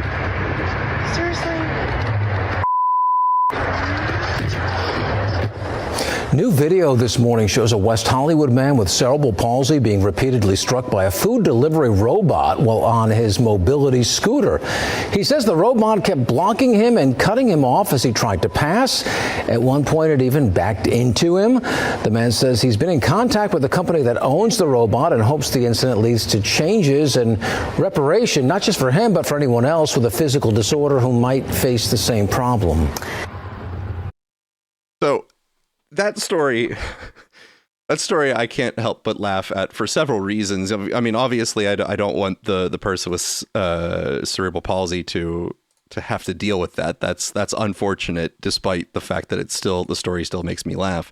But it brings several questions to mind, Alex. I don't know how you would feel about this particular set of problems, but if a person were doing this to the gentleman with cerebral palsy and sort of violently stopping them from navigating the world with their cart, one would be able to possibly sue the abled person who was causing their distress for assault, because they're, actually physically stopping them from, using the public walkways. And if the person with cerebral palsy somehow was able to attack the robot, they actually might be able to be sued by the company for property damage. So it seems like an unfair situation just because the robot happens to be on rails, so to speak, and using AI. Whereas if it had the standards of a human, the situation might be more fair towards the person with cerebral palsy. Oh, I think you should totally be able to sue them. I mean, and what more? I think it will be like Tesla in their work towards self-driving. I don't know if you become aware, but they've become an insurance company where they insure their drivers. And I think part of the reason they've done that is that when they are in charge of the cars, as they have started to be in Austin and San Francisco, they need to understand a lot about that world. And yeah, so I think the model is not going to be that different ultimately in the humanoid or whatever other space as it will be in self-driving. Well, are there any other, I know this is sort of on the spot, but are there any other sort of interesting legal scenarios like I just described where you could find that the pace of the law is sort of lacking behind the utility of the technology specifically? Because, in this scenario, I imagine the law is not currently caught up where the person with cerebral palsy is able to immediately sue for assault because of the vehicle. Yeah, I don't know. I mean, I'm not as vocal, but I'm still as ANCAP as you, so it's very hard to get me to say that we need more laws. The only way we need more laws is to deal with existing laws. In not creating imbalances, I suppose. So that could happen. But I wouldn't, I'm happy for the slowness of the law. I'm not going to start complaining about it. Yeah. Well, there's a difficulty there.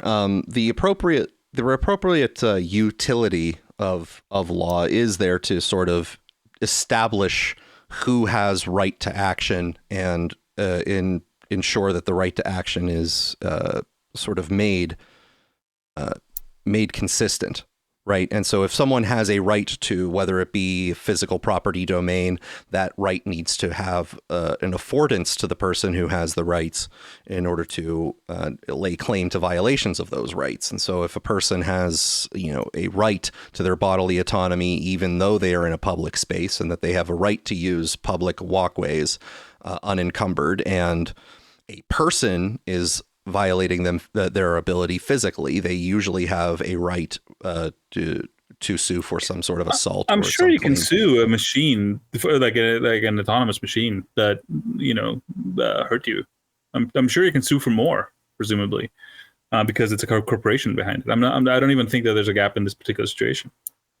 Very possibly. I'd wonder, though. I'd be curious. I mean, it's not assault, right? You can't put them in prison, which is the discontinuity, presumably. But in terms of being able to like civil suit, I think if anything, it's better for you that it's not a random dude, but it's a machine that was presumably had forethought in its application, and is everything is recorded, and you can go and do discovery, and they'll pay you a good ton of money to avoid that. Whatever. Yeah.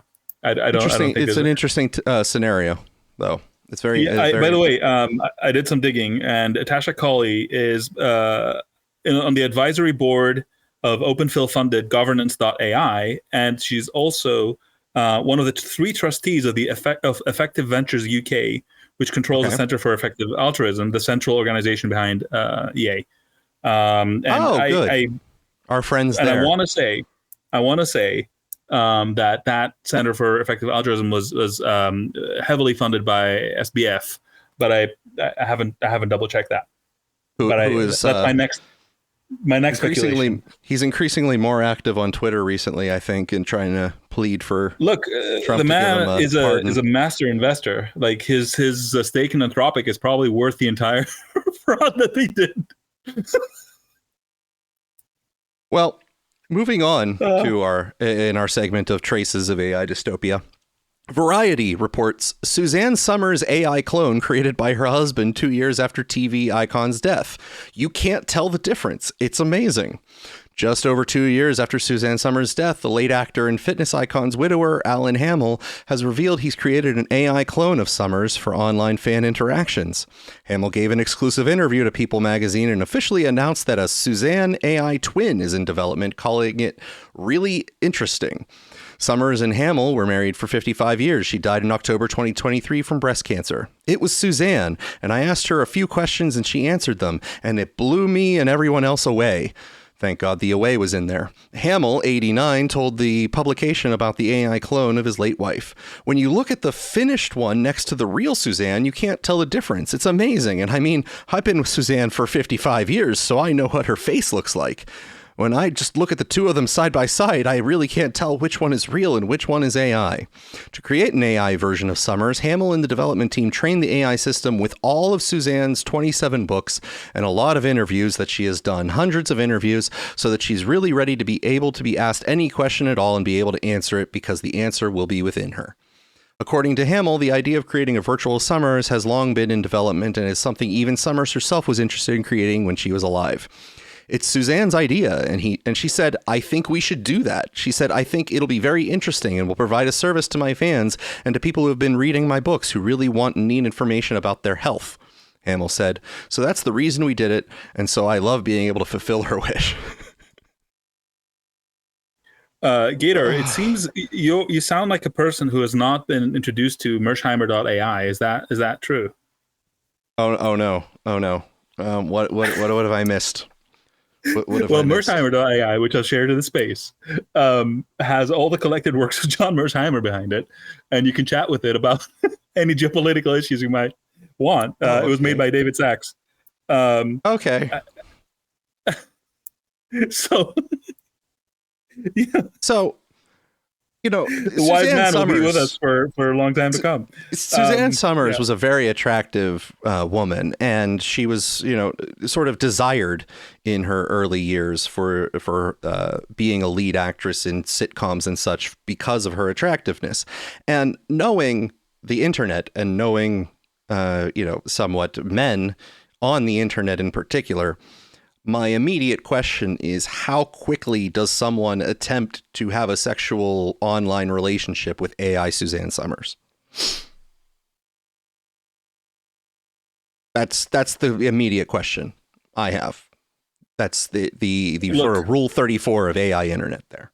That's right. But I will say, a lot of this comes down to if we only knew what people did in their heads before AI, that was supposed to be the savings grace that we didn't know what people did.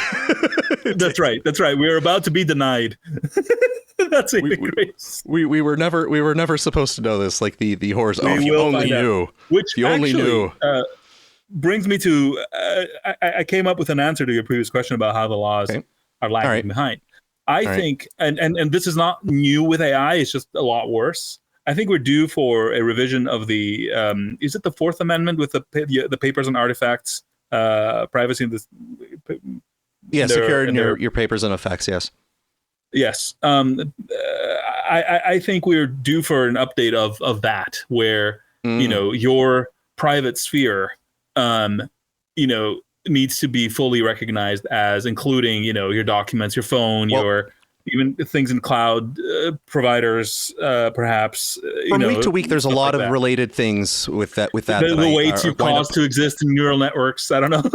Well, no. For many places, there's every week there's stories that wind up on the cutting room floor that sort of go down that path, and there might be some that I left off this week, but that's definitely an angle that is important to get to at some point, because some people know this who are more libertarian in their orientation, where they're, let's say, rights hawks, where they're always actually thinking about what their rights are, just in case they are unsurreptitiously accosted by the police or something.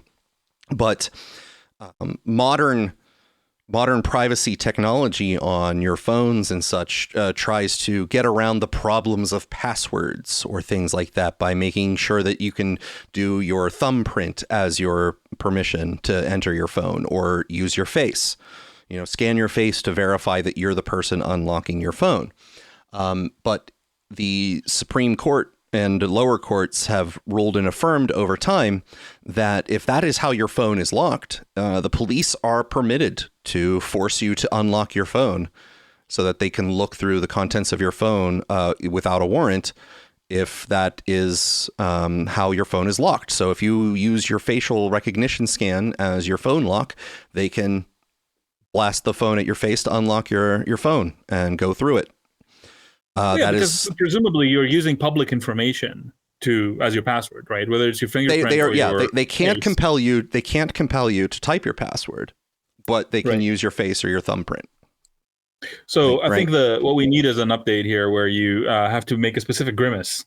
Classify secret grimace. Your password look. Your password protected look. That's right.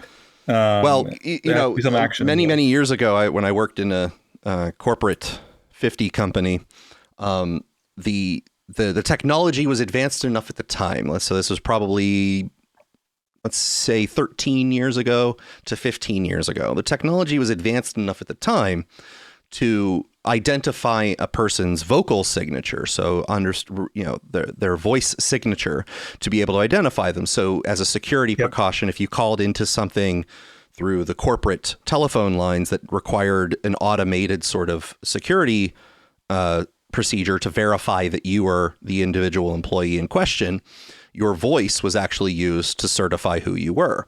Well, modern technology now has certainly made that completely null and void, right? Where perfect clones of voices, or at least undetectable by most ears, or even possibly automated ears, the vocal cloning situation is probably already past that hump, right? So with Sora and things like that now, I think we might even be past the digital version of the video for that, right? Like, so the ability to generate people digitally, even without the meticulous use of what they call the deep fake technology, I think is now sort of with us, so that audio and video of someone in a recorded format is going to be able to be produced and circumvent any of those security procedures that might still be in place.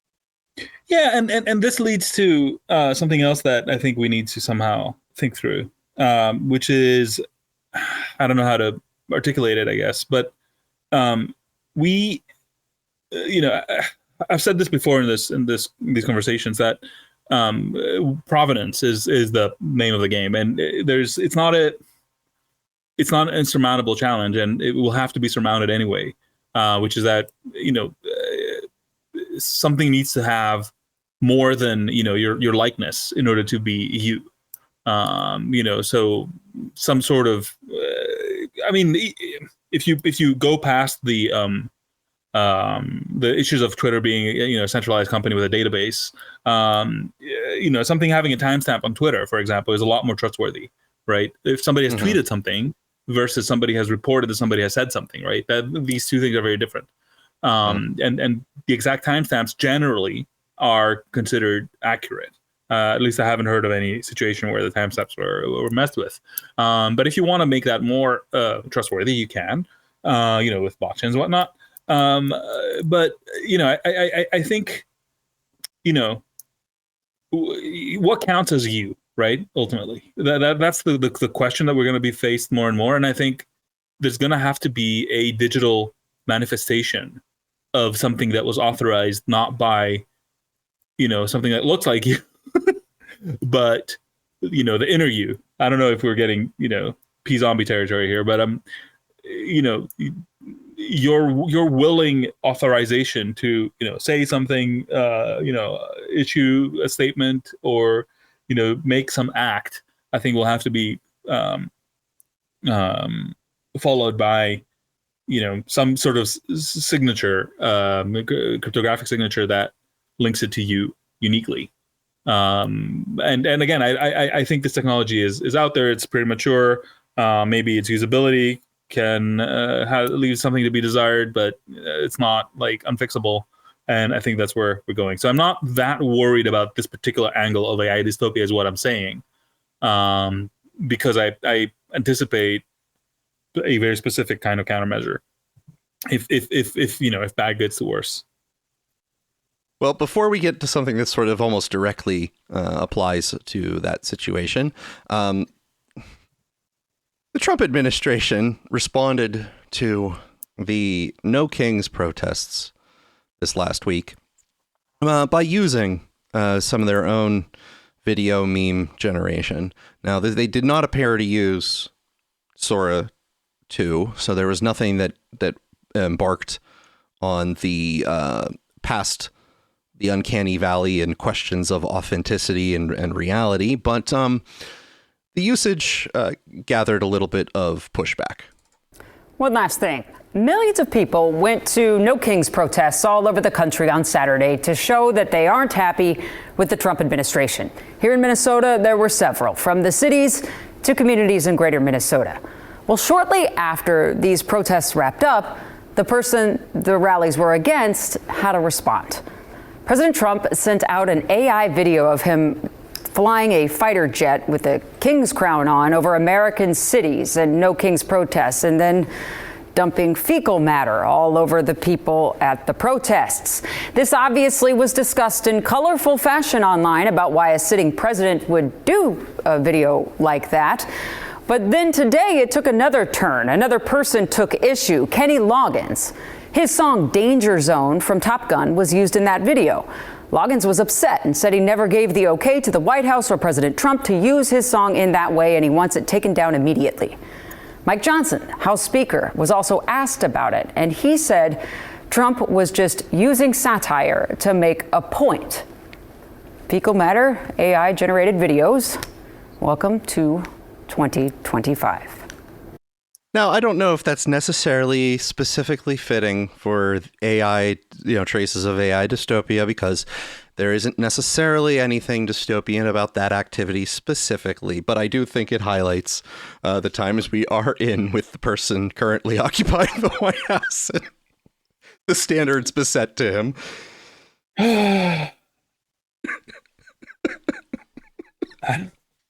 I don't know what to tell you, man. I don't know. I don't know if you saw it, man, but it is just like diarrhea flying out of the back of the plane. I don't know if you followed the slightly more serious matter, sort of a angle, but I don't know if you followed the whole Budapest summit train wreck. No, I did not. Okay, so Trump came out and said, I had a call with Putin, and we're going to do this new summit in Budapest. Okay. People noted that it would be very difficult for Putin to get to Budapest because of the ICC warrant. And indeed, Anne Applebaum's husband, who is the foreign minister of Poland, said that he can't rule out that they will try to take down his plane if he tries to get there.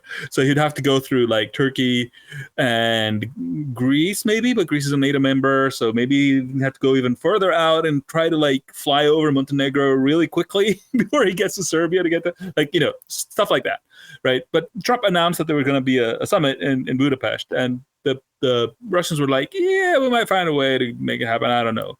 But, there have to be more meetings beforehand so we don't have another like meeting that, we just get there, shake hands and, get the photo op and get nothing done, right? There would have to be preparatory meetings. So the first preparatory meeting between Rubio and Lavrov happened. Apparently it was a row. And then Trump was like, yeah, fuck it, we're canceling it. So Trump went from, and then they issued more sanctions and whatnot. So Trump went from, let's meet, let's talk, let's whatever, to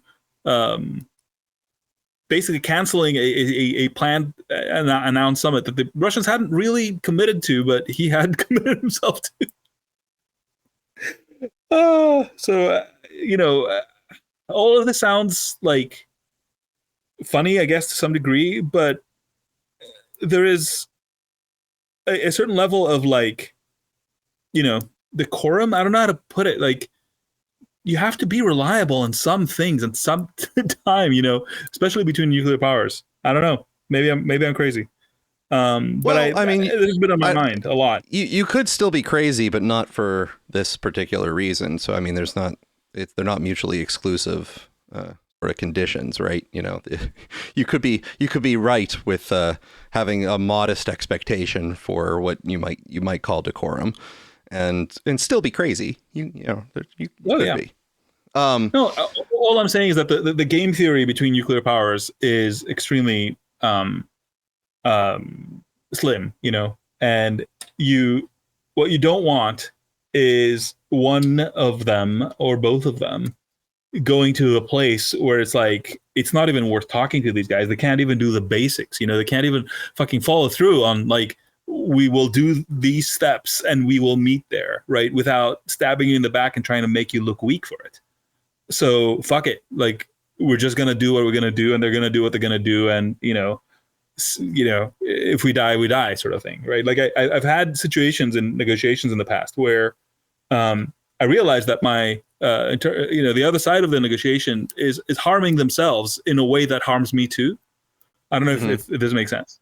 But I can't sit them down to explain this to them. I'm like, how do I just sit this person down and say, okay, I know we hate each other's guts right now and we're fighting, over shit and we're threatening to sue each other. But please understand that this particular thing you're trying to do here is worse for both of us. So please don't do, go back to fighting. It's almost a prisoner's dilemma, but the way you describe it, I think it should have its own game theoretic category of idiot's dilemma. Yeah. It's like, I don't know. I was describing this to my wife yesterday as, the empire is in decline, but the elites, instead of doing nothing, have decided that something must be done. But the something is going around the world and saying, what are you going to do about it? And, making sure you get yours while the decline continues. And the rest of the world is like, I don't know. It's wild, man. It's I don't know. This has been on my mind a lot this last week. It's the latest move by the West, quote unquote. Sorry, I've made this into an ad hoc Ukraine segment. Sure, but have you considered the dimension of chess that might be being played right now? I've lost count. Okay, so start to study up your string theory and try to understand the 11 dimensions that we might be operating in. But let me tell you this particular piece that I posted about, which is so as the Putin invaded Ukraine thing happened, the West hit back with sanctions, right? And one of those sanctions was to freeze Russian assets that were in European markets in this organization called Euroclear. That's kind of like a bank, I guess, to have money to be able to, clear various transactions for oil or whatever. It turns out that the balance in that account, quote unquote, was $300 billion, right? So it was not a small amount of money that they froze. But as the conflict has proceeded, they've started doing things like saying, we'll take the interest from that money that's being accrued and use it to arm Ukraine.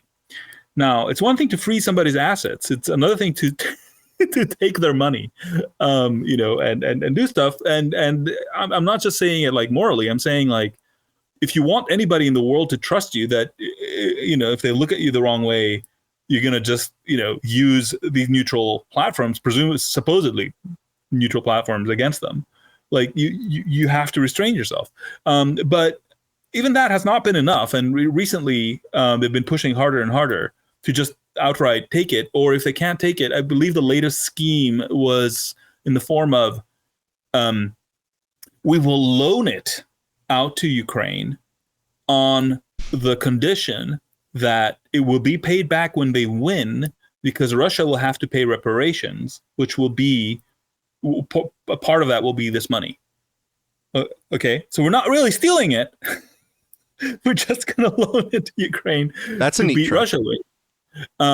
However, to me, the shocking thing here is like, okay, there's a lot of stupid things, right? For example, abusing supposedly neutral organizations, and also presuming that Ukraine will win against a country that has nuclear weapons and like 4 times the population. But that's not there's another part, which is like, reparations, right? It's in the word. This is money that's supposed to be to repair things, but you can't repair anything with money you've already spent to blow up things. So ultimately, what you're committing to is that even if somehow, through some crazy turn of events, Russia ends up losing, the Ukrainians are not going to get their infrastructure or like anything back. It's been pre-spent. So, that's why I was saying, like, with friends like these, Ukraine doesn't really need enemies at this point. But yeah, this is the kind of stupid stuff I'm talking about, where it's like, I don't know how you guys think this is going to work out, but it doesn't, you can technically do it, but you can't move on from it, anyway. But the punchline is that they did get the whole EU committee, the relevant committee, I don't remember which one it was, to discuss it, and it fell through. The plan fell through. They've tried several ways. This is the latest iteration, because Belgium was like, guys, if we do this, we need everybody around the table to commit that if there's any liability that comes to us, you guys are going to share in that liability. And they're like, no, never mind. So that's yeah. Because $300 billion for Belgium is like, I don't know, their annual budget or something. Well, it's Anyway, more than my yeah. annual budget. I know that much. Yeah, I mean, it's close to mine even. Whoa. Well, just to make sure that we stick on track here with the AI traces of AI dystopia. Now, I probably should have bumped this up next to the Suzanne Summers story, but we can criticize my organizational prowess as much as we want. But this is Sora 2 came out recently, Alex, and I thank you for hooking me up with an invite code there. I haven't used it as much as I probably should, but the little I've played with it and the little I've seen, I will have to say that while it's not 100% consistent, there's aspects of Sora 2 that has already passed the line where it's not easily possible at a first pass to determine if something is real or fake. That even in a way that images still have seemingly not really eclipsed in many ways. This video generation, in many respects, is able to make things that we are used to on the internet pass the smell test, at least on a first pass. That is a very fascinating aspect. Now, Alex, a couple weeks ago, we had a nice round panel up here where we were talking about music primarily, but it was in general tech focused. And I had made the statement that as the technology advances and things are becoming less human, that there will still be a aspect that people will clamor for of authenticity in something you might call authenticity that wants the human aspect to be brought back in. And the thing that I was talking about specifically involved sort of errors. So the way that human timing, if you're playing the drums or something, for example, having errors, velocity of the hits or timing of the hits, things that are off because it's not as regimented as a computer.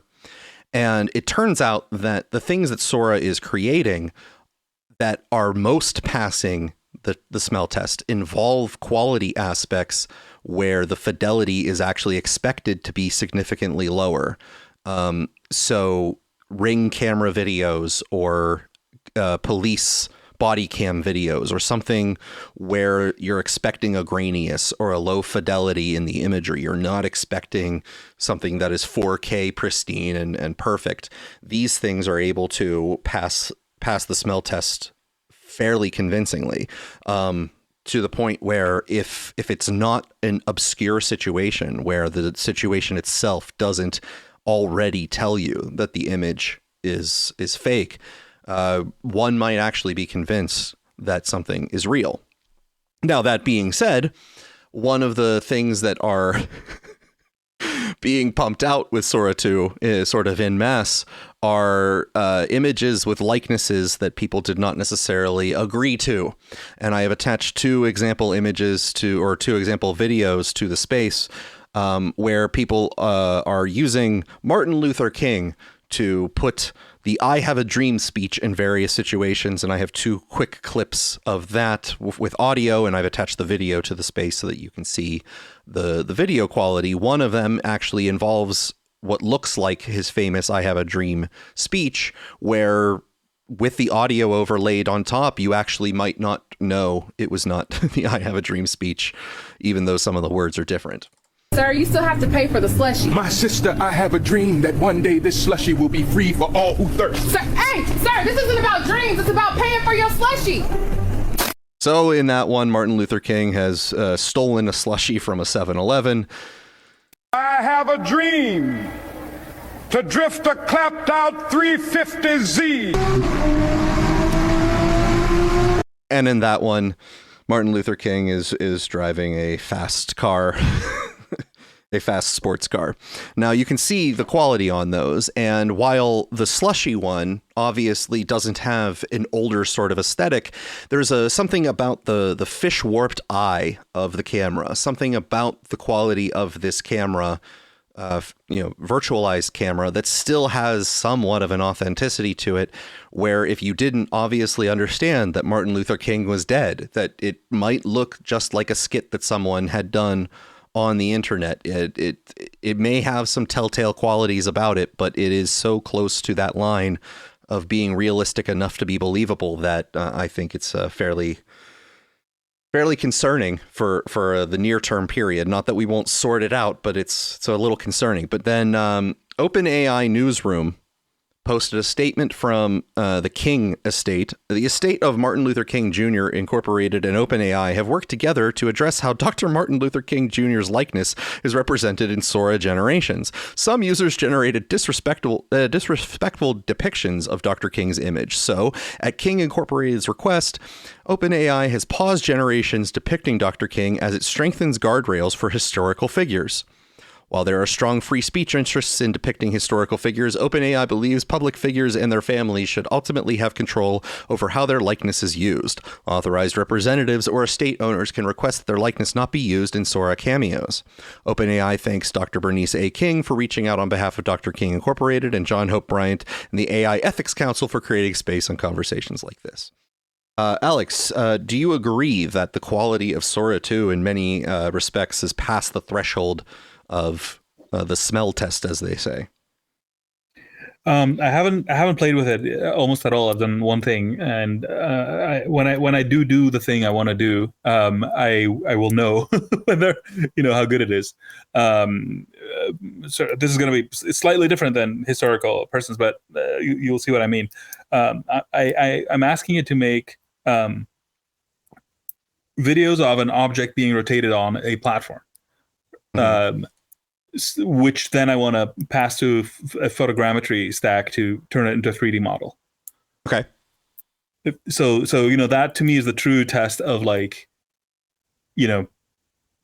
is it indistinguishable from a thing that has an actual 3D representation of something? And I think you will find out it does, because I think part of what they're doing based off of things that I've generated, a small number of things I've generated, but other things I've seen, I think what they are doing is actually generating a 3D model at the base layer and then producing the imagery on top of that.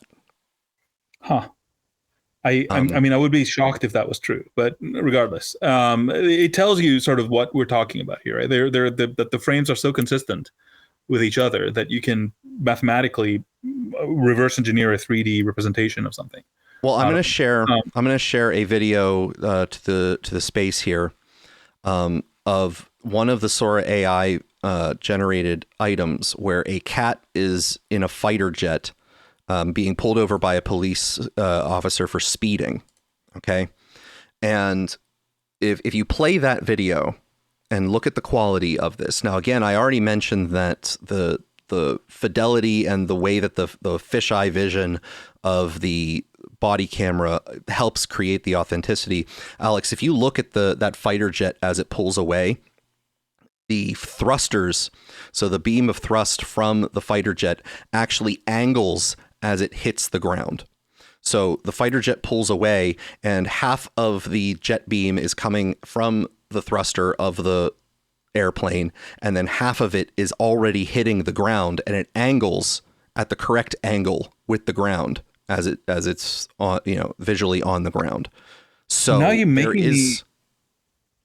making me think, what happens if let's say I ask it to do CFD, computational fluid dynamics simulation, show me a video of, computational fluid dynamics simulation of, this or that. Like, will that show me something that is, like close to the real thing? Like you get quite weird places if it's able to replicate physics, basically, is what I'm saying.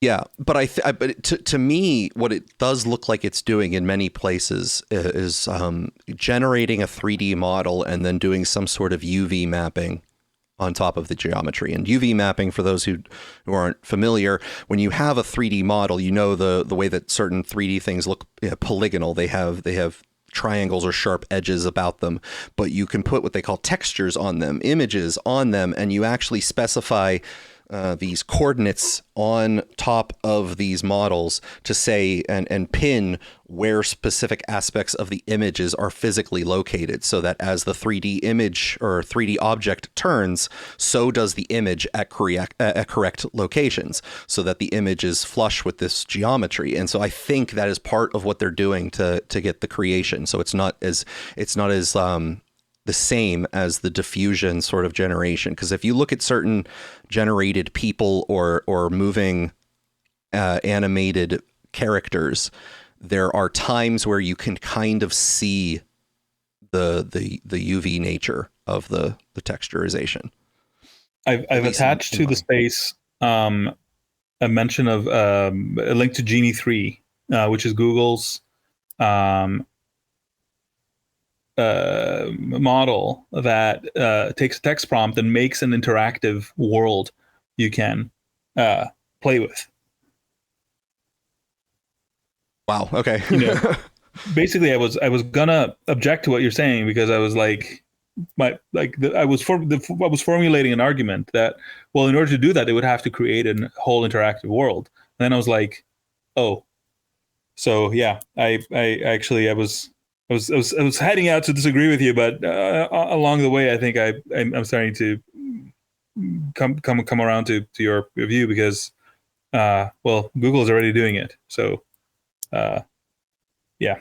That's where we're going. You also have to think that Google in particular has, basically 360 degree images of like every location on Earth, right? So if you needed to understand the geometry of generic houses or houses of a different type, they've probably already cataloged that geometry in several ways over, right? And they've allowed users to upload models to Google Maps for years. And so Google Earth, and not to overstate it, but they also have YouTube.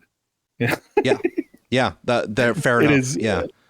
I was thinking about this when, the whole Gen AI thing was starting up, but like, you cannot be better positioned than Google, honestly. Like, I don't understand how they found themselves in such a good place. They have all of their data center infrastructure. They've got the neural network specific chips that they were working on for quite a while. They've got like the apps like Gmails of the world and the Google Docs and whatnot. They've got, the talent. I mean, they've got a lot of very, very smart people working there. They've got YouTube. They've got Google Maps. Well, they have the data. I mean, even if they Google had search, less impressive let me- people, yeah.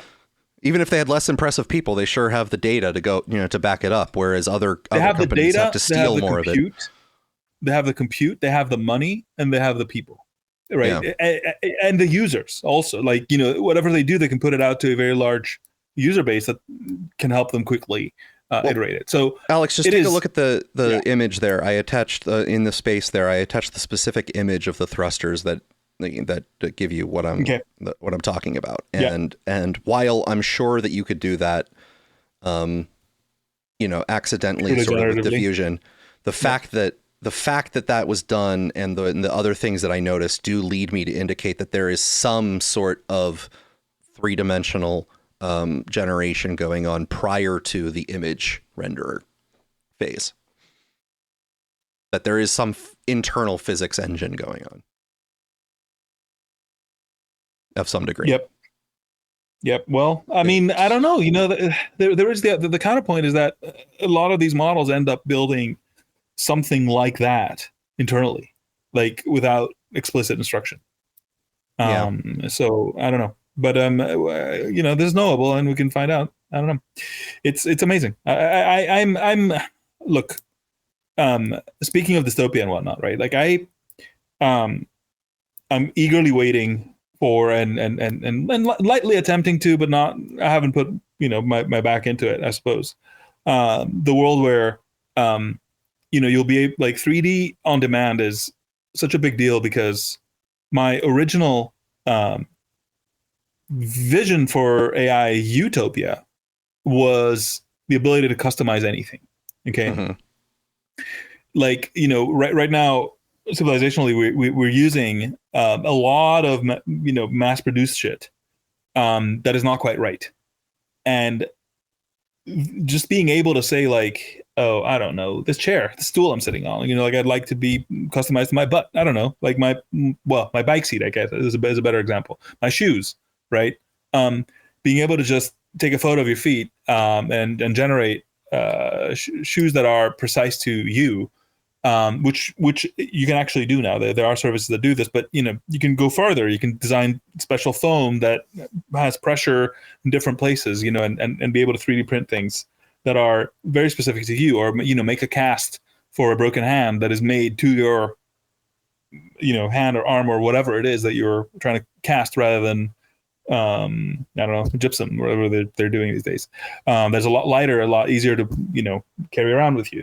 There's just so much where the uniqueness of each human and the sameness of our objects are just not meant for each other, and a lot is lost, and our ability to recover that I think is a big story that people aren't really thinking through, but these kinds of things are leading us there, and I'm I would go so far as to say it's traces of AI utopia. Well, your traces of your AI utopia will have to combat with some of the non-AI dystopia, but still tech dystopia things that we have to talk about still here. But we will finish up with the AI dystopia before going to the general tech nightmares that we currently have. 404 Media, a 16Z-backed startup, sells thousands of synthetic influencers to manipulate social media as a service. A new startup backed by one of the biggest venture capital firms in Silicon Valley, Andreessen Horowitz A16Z, is building a service that allows clients to orchestrate actions on thousands of social accounts through both bulk content creation and deployment. Essentially, a startup called Doublespeed is pitching an astroturfed AI-powered bot service, which is in a clear violation of policies for all major social platforms. Our deployment layer mimics natural user interaction on physical devices to get our content to appear human to the algorithms. The company's site says Doublespeed did not respond to a request for comments, so we don't know exactly how its service works, but the company appears to be pitching a service designed to circumvent many of the methods social media platforms use to detect inauthentic behavior. It uses AI to generate social media accounts and posts, with a human doing 5% of touch-up work at the end of the process. On a podcast earlier this month, Doublespeed co-founder Zuhair Lakhani said that the company uses a phone farm to run AI-generated accounts on TikTok. So-called click farms often use hundreds of mobile phones to fake online engagement for reviews for the same reason. Lakhani said one Doublespeed client generated 4.7 million views in less than 4 weeks with just 15 of its AI-generated accounts. So there's there's some good news there, Alex, that the AIs will still be more popular than you or I on social media. It's quite something. Yeah, I mean, again, we can talk about Andreessen Horowitz and what they're funding and whatnot, but at the same time, like, forget whether they should be doing this. Like, we know it will be done. Like, this is, I mean, the most obvious thing ever, right? So, and that's the thing. I think platforms need to adapt to this. They can't just outrage alone will not fix this one. No. And of course, my outrage is very, very muted. I'm not saying you're from the doing sidelines. I'm saying, like, the first instinct of anybody is to say what the fuck, but I think people need to dig in for the long haul on this one. We're going to need to, like, we've effectively been sleeping on, work that had to be done for a long time to, sort of deal with, bots or inauthentic actors, call them what you want, in our online spaces. And I guess it's not been painful enough it's been sort of manageable or managed sufficiently, I suppose, that people haven't really been thinking through fundamental rewirings of platforms to deal with this. But I think sooner or later, we're coming to that point where it's just not possible to ignore.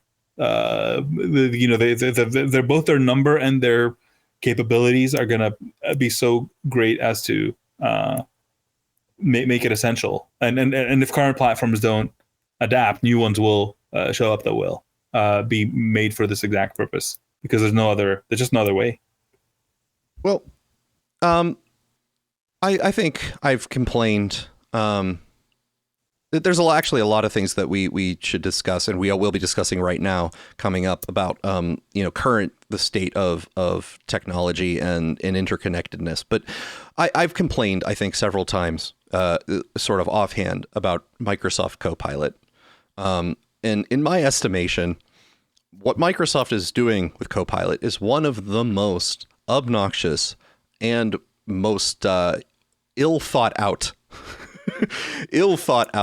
idea that they've done in many years. I don't know, Alex, if you've had to fight with Copilot popping up in every single application that Microsoft has, including God, I don't. Notepad. They have now added Copilot to Notepad. Now, Copilot, for those who might not know, is Microsoft's AI service, which often runs ChatGPT in the background, but is somehow significantly less effective than just talking to ChatGPT, on average. But they have been adding Copilot, this Copilot service, this AI service, to every single application that they have, including Paint, the old Paint application, just the regular Paint application, and Notepad. So here is TechSpot. Microsoft's gaming Copilot automatically captures screenshots.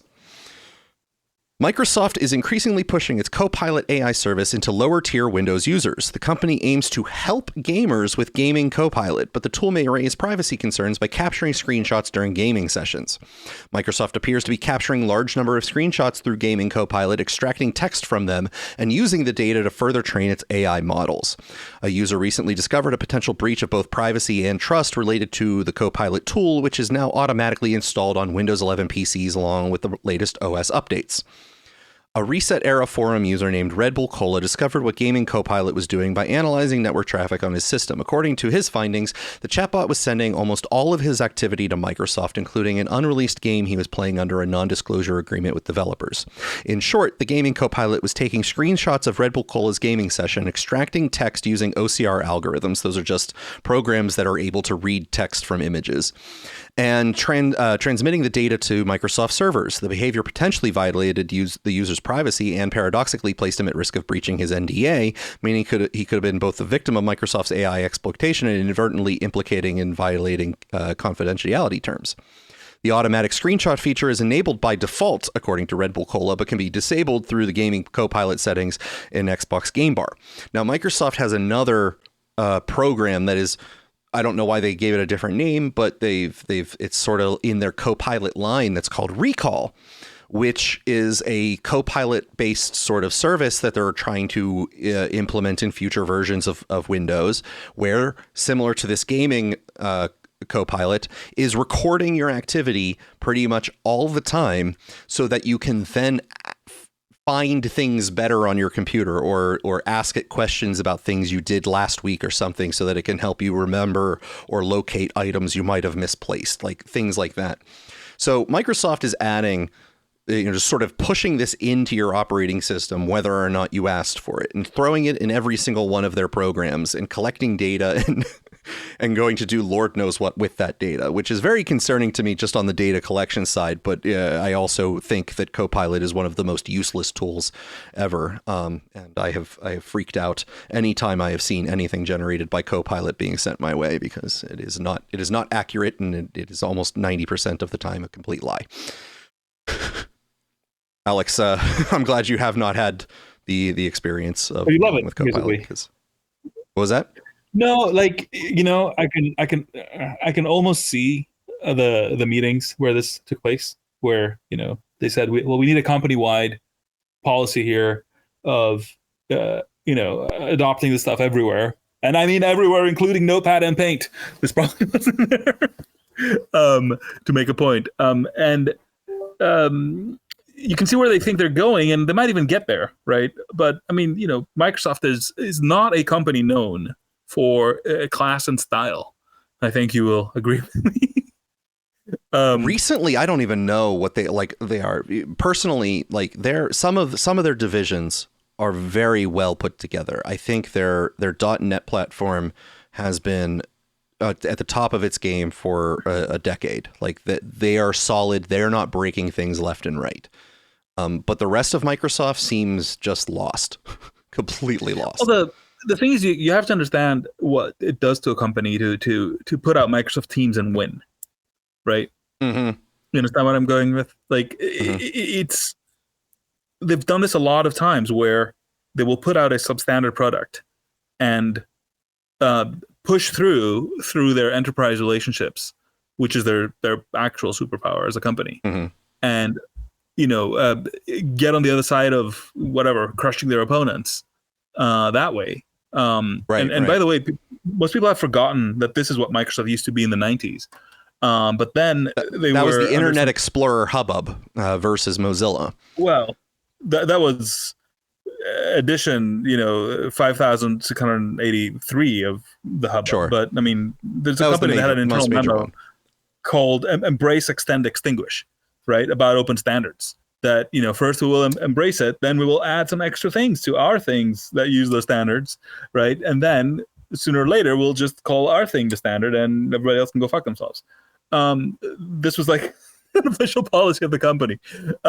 Anyway, they got tamed for like 20 years, basically, through that consent decree that they signed with the DOJ. But they're back. Like that's no longer there.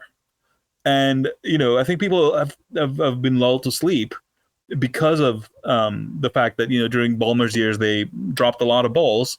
But that was also because they were crawling with lawyers, DOJ lawyers as well, throughout to deal with that decree. And they're now on the other side of it. So, whatever worked then is going to still be working. Anyway, long story short, I think Microsoft has had a huge comeback. I think they I'm amazed that they still exist and are relevant as a company and have made a relevant cloud play and other things. And they were at the right time at the right place to partner with OpenAI and whatnot. But you have to understand, like, this company, is only marginally a technology company. Like, what they do is sell shit to enterprise departments. Mm-hmm. So everything they do has to be interpreted through that lens. And you make of that what you will. Well, as we slide, we're on a similar trajectory here, but as we slide out of the traces of AI dystopia and just go into the general state of things in the tech world, Alex, do you want to play a little bit of etymology here with me? Do you want to discuss some etymology? You have some insect you want me to name? No, that's entomology, sir. That's entomology. I made sure to not have Let's do it. Etymology. So you're playing etymology with the Greek is a particularly risky. The internet. The root word of internet is inter, right? And help me understand what the inter part of the internet was supposed to be. That is supposed to be an interconnected network of systems, right? So that there's no central dependencies on anything, so that, if parts of the network go down, other parts remain up, right? That's part of what the inter in internet signifies. Correct me if I'm wrong on this. Yes. Of course. Well, it turns out that the internet is no longer part of what the internet is now known to be, and it's all just the AWS net to a large degree. Bezos net. And if Amazon AWS goes down for any period of time, even just the East US region, it apparently takes out majority of the internet services and people's home equipment. So some of you may remember last year there was the CrowdStrike situation in which the company CrowdStrike, which does a lot of people's IT and security maintenance around the world, pushed an update to one of their systems that caused chaos throughout the country and the world, as I believe, it affected places like airlines, where airlines couldn't even operate because their systems had been down from an upgrade that CrowdStrike had pushed. But the most comical one that I remember fondly was someone on Twitter complaining that they couldn't open their fridge because their fridge had received one of these bad updates because it was a smart fridge. And so they could no longer open their fridge until it was fixed. And this caused, Alex, do you remember how long that one lasted? Was it a day and a half or something of outage? Or that one, the time on that one seemed like it was pretty extensive. Trying to remember. I, for whatever reason, and maybe that's because I'm not sort of, in any sort of continuous business environment right now. The only thing I saw was like Claw going down for a bit. Okay. But it didn't affect me in so much as it affected you were blissfully unaffected. I was blissfully I was blissfully unaware, actually, for most of it. Well, yeah, so I don't know. Amazon says that it was resolved internet service outage that left websites and apps lagging around the world. From NBC News, websites and services across the United States and around the world struggled to recover Monday after a problem in Amazon Web Services left leading game publishers, streaming platforms, and other apps unusable for millions of people. AWS, a cloud hosting service that underpins much of the web and everyday online tools, went offline around 3 a.m. because of a problem with one of its core database products, the company said. The issues were resolved by Monday evening, according to the company. The outage affected users of sites ranging from Snapchat to the McDonald's app, Amazon's Ring doorbell cameras, to the gaming platform Roblox and Fortnite. It underlines the fragility of companies, including financial services, that use cloud-based servers to host their data and how suddenly an unplanned outage can affect businesses around the globe. AWS first reported a problem at 3:11 a.m. Eastern Time and said it was dealing with an operational issue affecting 14 different services in its center in Northern Virginia and its U.S. Eastern One Region Center. The Down Detector website received 6.5 million reports that more than 1,000 sites and services around the world were offline. Snapchat said users were having issues, and some posting on social media that their friends' lists and daily streaks had disappeared. United Airlines, T-Mobile, Starbucks, and McDonald's also reported having issues. Delta said it had minor delays after the outage. Medicare also seemed to be affected. Users trying to participate in its open enrollment period said they couldn't log into the website Monday afternoon. The British government was also affected, with its HM revenue and customs websites not accessible to some users. United Healthcare's provider search tool continued malfunctioning throughout Monday. I'm glad that the UK is using East US 1. At 6:35 a.m. Eastern Time, AWS had a database problem. How are you going to be maximally accessible to the NSA? I don't understand. This is true. So the database problem that caused the outage was fully mitigated, but warned there may still be delays. Now, that continues to go on and describe the problem, but this is the smart fridge story of this outage here. So the smart fridge story was the CrowdStrike story where the guy couldn't open his fridge because of the update problem. And this is 404 Media. The AWS outage bricked people's $2,700 smart beds. Sleepers snoozed in 8 Sleep smart beds that had been, the company's name's 8 Sleep. 8 Sleep smart beds had a bad night on Monday when major outage of the Amazon Web Service caused their beds to malfunction. Some were left with the bed's heat blasting. Others were left in a sitting position and unable to recline. One woman said her bed went haywire and she had to unplug it from the wall. Around 3 a.m. Eastern time on Monday morning, the U.S. East 1 AWS cluster went down and screwed up internet connection services around the planet. Customers for the banks, Lloyd's, and Halifax couldn't access their accounts. United Airlines check-ins stopped functioning, and people who rest in 8 Sleep beds awoke to find their mattresses has turned against them. So this is the one case where I have to brag. Okay. You have a regular bed.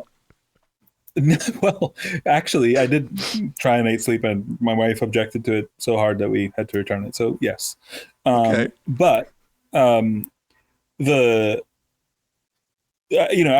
when we were building basically the same infrastructure, right? Like it was a fundamental, tenet of the faith that the devices have to keep working if the network goes down. If we disappear, in fact.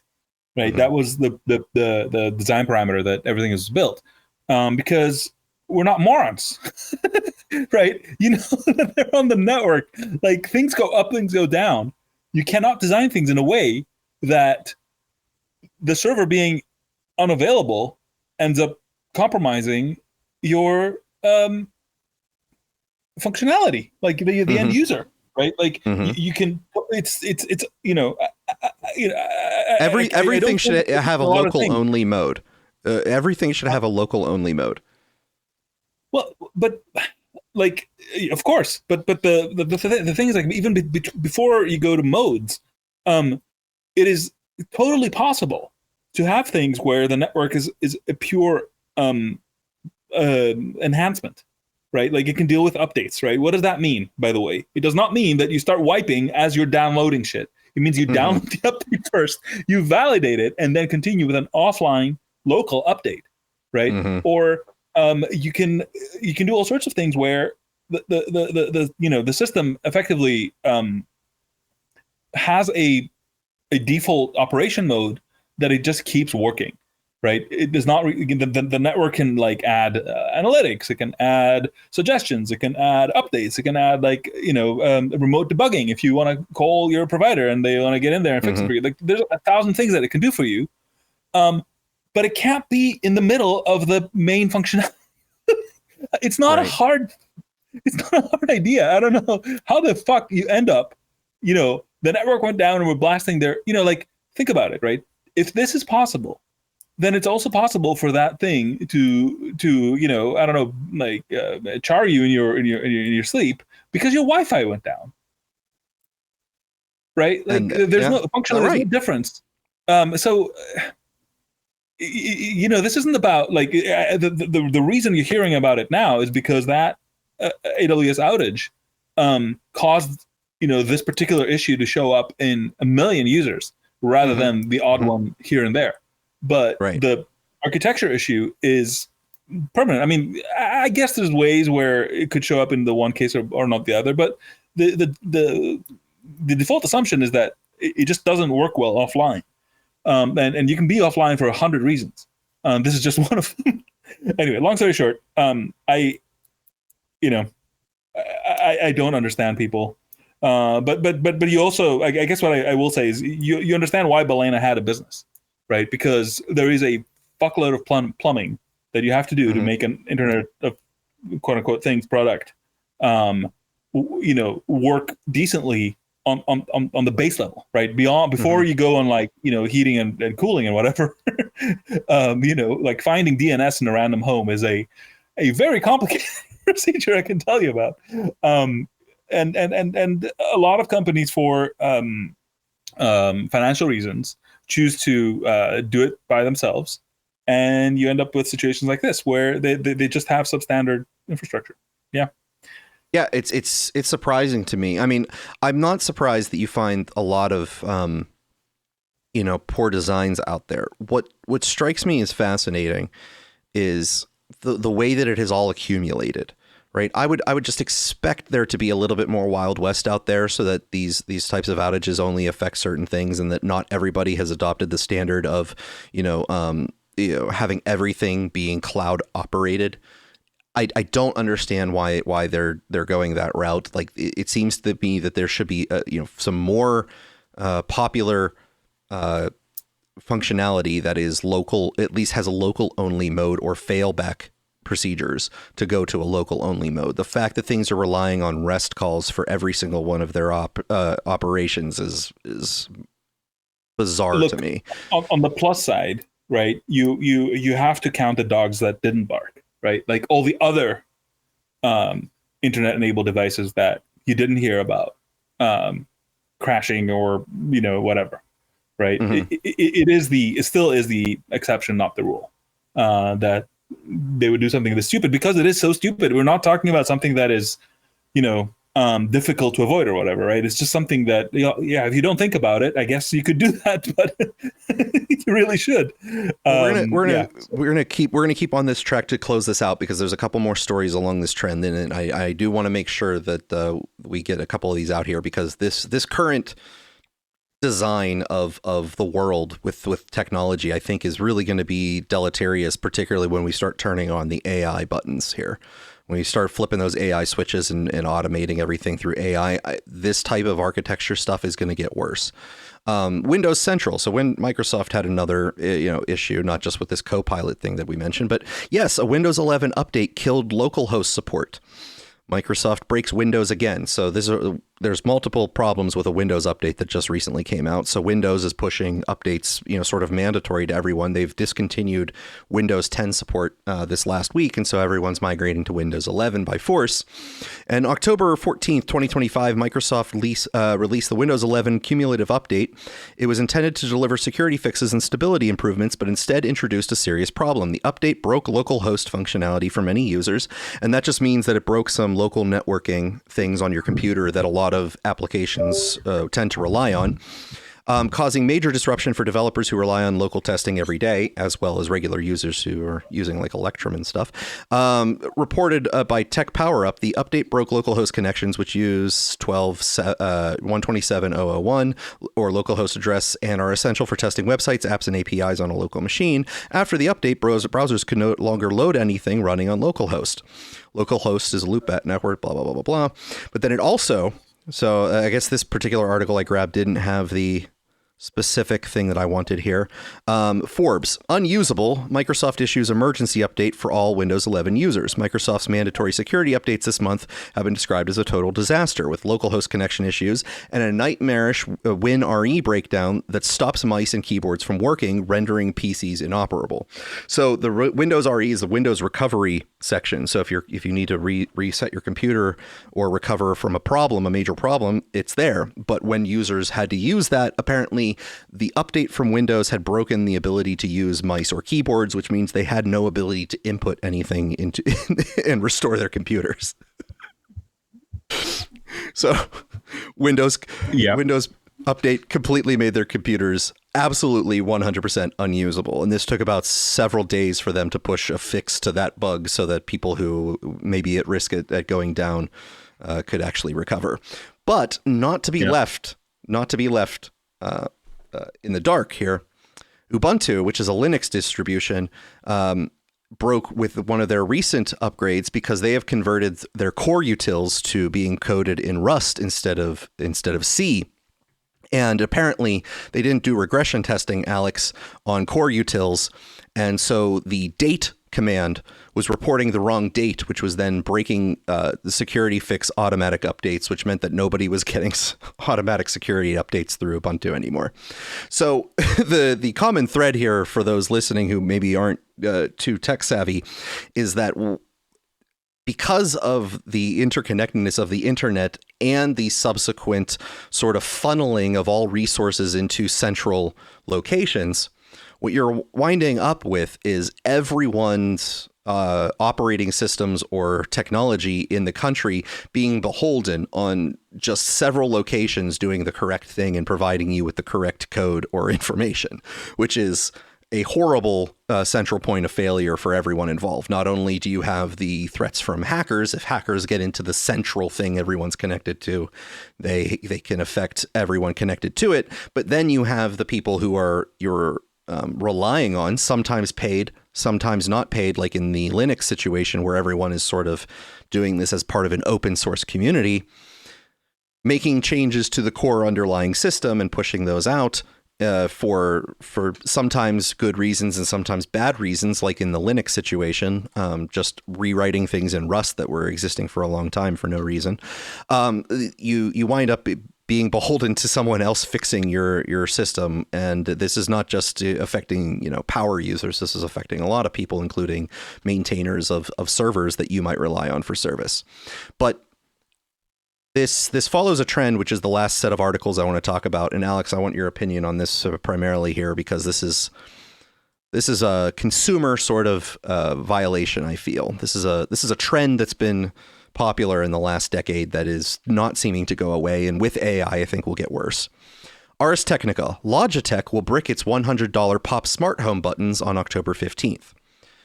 In another loss for early smart home adopters, Logitech has announced that it will brick all Pop switches on October 15th. In August of 2016, Logitech launched Pop switches, which provide quick access to a range of smart home actions, including third-party gadgets. For example, people could set their Pop buttons to launch Philips Hue or Insta-On lighting presets, play a playlist from their Sonos speaker, or control Lutron smart blinds.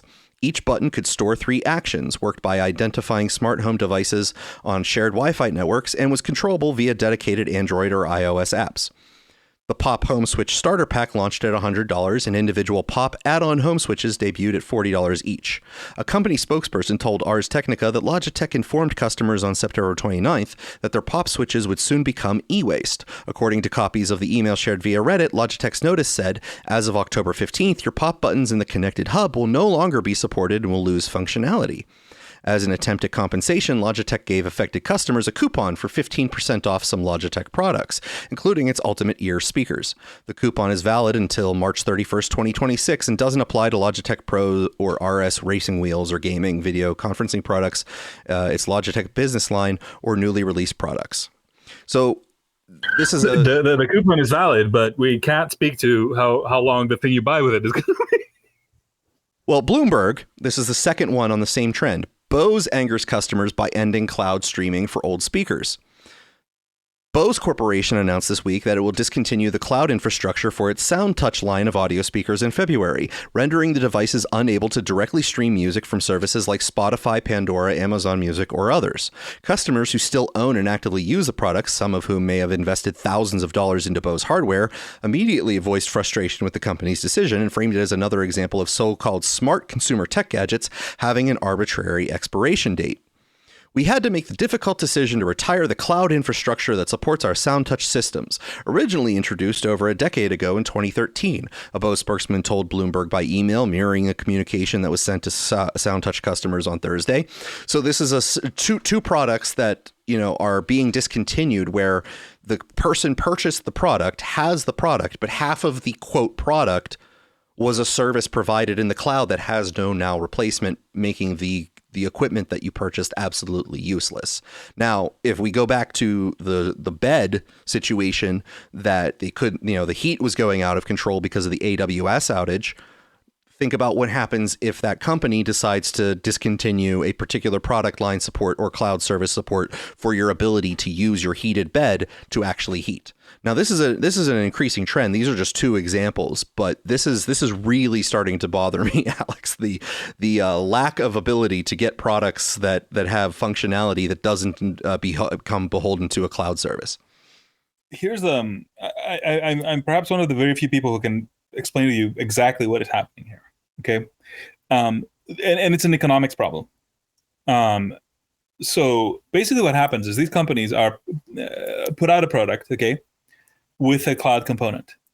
Now, as you well know, cloud services incur a cost that is ongoing.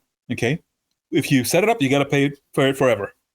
But products that you buy off the shelf typically don't come with subscriptions, and people are very resistant to paying for subscriptions.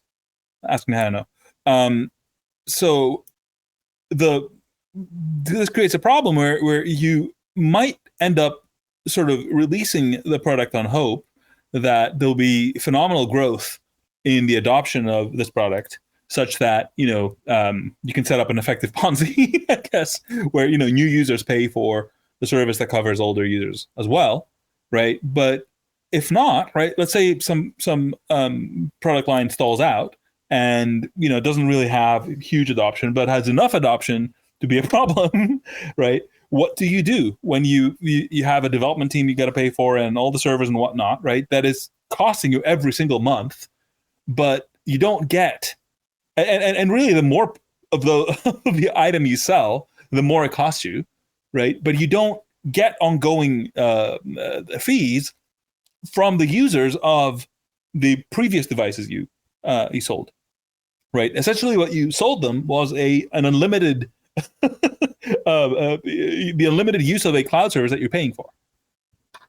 So they get caught between a rock and a hard place because of this discontinuity, right? And that's you should expect to see more of this.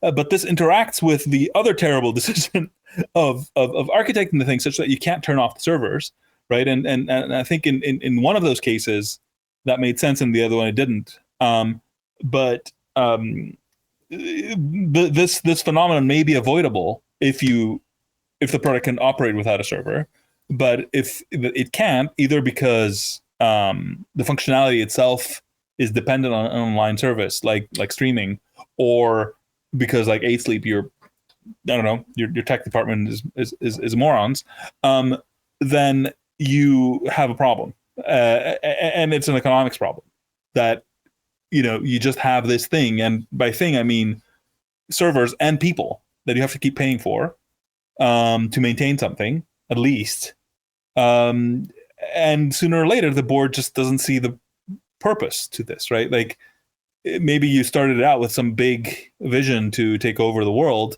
but what it ends up being is abandoned scheme number 68 that we're bleeding money for month after month. Well, there is that, but then there is also the cynical version of that, which Apple plays quite often, which is just trying to force people to buy the new version of the product by keeping their existing product that's fair enough. prohibitive. That's fair enough. Yes. I just don't think that these companies are. Look, I might be seeing things through rose-tinted glasses, and yes, it could be a form of planned obsolescence. I just think that the way they're doing it is pissing customers off so bad that they're probably losing them. So I don't think that they would do this on purpose, though. I don't know, maybe. Well, the thing that I would say is that while I'm not really ever going to support, let's say, laws, I think that you can still have ideas of what people should be doing sort of voluntarily as far as behavior goes. And I think there needs to be sort of an agreement among companies and something that they broadcast that they are doing this actively whenever they sell a product that has cloud access, that even upon the possibility that they will no longer be the host for these services, that they will promise to open source the platform so that at least perhaps there could be secondary providers of such a service. Yes. Right? It could even be self-hosted. I don't need a Fortune 500 company to support the heat on my bed. Well, you don't need it, but perhaps you want it. I don't know. People get off on all sorts of weird stuff. Well, for the last story of the day, Alex. Corposexual. I don't know. Have you found anything in your travels? If anyone wants to comment, come on up and volunteer so that we can get you on up here, get your thoughts, and round out the show. The last story, Alex, is a potential worst of both worlds situation. A little bit of an ominous threat shot across the bow, looming fear. Ohio lawmaker is proposing an idea that might be a point of contention in many households, but he says the plan could lower your bill and maybe put more money in your pocket. 19's Stephen Hernandez has the story. This summer, where it was super hot and no AC, no nothing, all we could work with was fans. Super frustrating. You can ask almost anyone in Lakewood about power outages, and they'll tell you all about it and how difficult it is to deal with them. But would you be willing to give up control of your thermostat to improve your power grid? I mean, if it's voluntary, I don't mind it. That seems like an okay idea. They can't let a private company do that. It's a question Ohio Representative Roy Klopfenstein brings forward through House Bill 427. If approved, it would set up a voluntary system where utility companies can step in and make some utility adjustments. They give them the ability to manage peak demand. And peak demand is where we have blackouts and where bad things happen if they can't manage that really hot day or that really cold day. Managing blackouts is at the top of Peja Choka's mind. I just don't want to have power outages. So if that works, then it works. According to a statement released by the Ohio House website, customers would have the ability to opt out, and utility companies would have the ability to pay customers back for participating. But even so, it's still one step too far for Mary Sweeney. Nope, they can't do any of that. Nope, that's why you own your own property. That's the kind of the foundation of the United States. The bill still has a long way to go before it can become law. It was recently introduced in the House of Representatives and has yet to be assigned to a committee before it can even come up to a vote. It's an idea Troca will start to follow closely. Just making sure that it's voluntary, making sure that it's a bought-in program. In Lakewood, Stephen Hernandez. So yeah, there's the worst of both worlds, according to, as far as I'm concerned, something that is highly entangled with the government having control over your entire electrical system in your house there, sir. And here's the thing, right? I think the steelman of this is, look, before we had a binary switch, right? We could cut power or we could let you use as much as you want. What we want to do is be able to moderate your power use, right? Which almost sounds reasonable. But unfortunately, the problem is that, these powers are supposed to be used with responsibility. And, cutting somebody's power is something visible that you can sort of complain about and is black and white and is very well understood what that means. But what happens when, these guys, get themselves control of all sorts of remote accessible things and then start passing all sorts of laws to do, subtle tweaks here and there, things. And, then you get lost in the mess of like, well, the green initiative said this, but the power saving initiative said that. And then there was the help Iowa farmers sell more ethanol initiative that said the other thing. And, we just changed everybody's houses to do everything, Oh my God.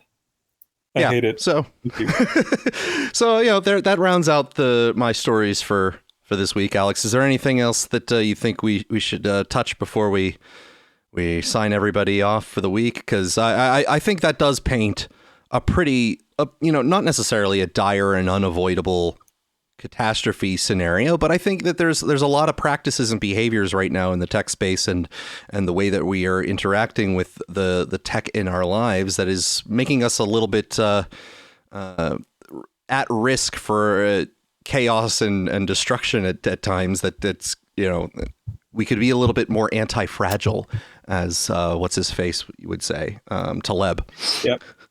I will say that for for that future to come, like this is kind of what you want, right? This situation where a lot of small things are going wrong all the time is the signal that is required for people to adjust.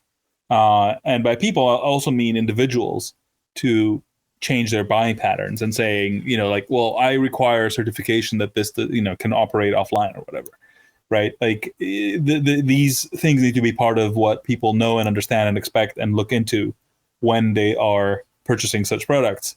So in a sense, it's a good thing that people are becoming aware of things that only, specialists used to know, if only because that changes their buying patterns, and that by itself will change the products themselves. That said, I want to make an announcement, and I make that announcement to control my own procrastination. Nice. So nice. I will by our next show, I will have a chat app that people will be able to use at least for a while. I'm not committing to keeping it online forever. That will allow you to talk to an AI for controversial matters, because I've made a prompt that is working really, really well at getting it to sort of answer, difficult, controversial questions in ways that focus on the facts rather than the vibes and the condemnation. So I want to put that up there somewhere in a way that people can interact with it and tell me what they think and whatever feedback. You pinky swear you're not reading all of their conversations? I pinky swear I will. Okay. All right. No, well, that's. I don't know. We'll see how we set it up. But I'd have to make it a paid service if it has to stay up, because but I have this problem basically of like having this great prompt, but not wanting to just sort of blast it out there and get it lost on the internet, and wanting it to to develop it further. And is it beholden to a particular model? No, I've used it with Claude and Grok and it's worked well. GPT seems to work around it and still get fucking blue pilled. What about stuff that can run with Llama CPP? Well, I will send you the prompt and you can tell me what you think. But I can definitely get some models to work with it and break out into a far superior way of interacting with you, which is really enjoyable. So I'm still thinking through what to do next. But one thing I will commit to is that next week I will have, for the listeners of our show, a URL that they can go to and chat with it and tell me what they think, just so I get my procrastination under control. Well, one final question here, since I won't be able to hear until playback. Was my audio okay this time? It was great. All right. It was great. Fantastic. Okay. Amazing.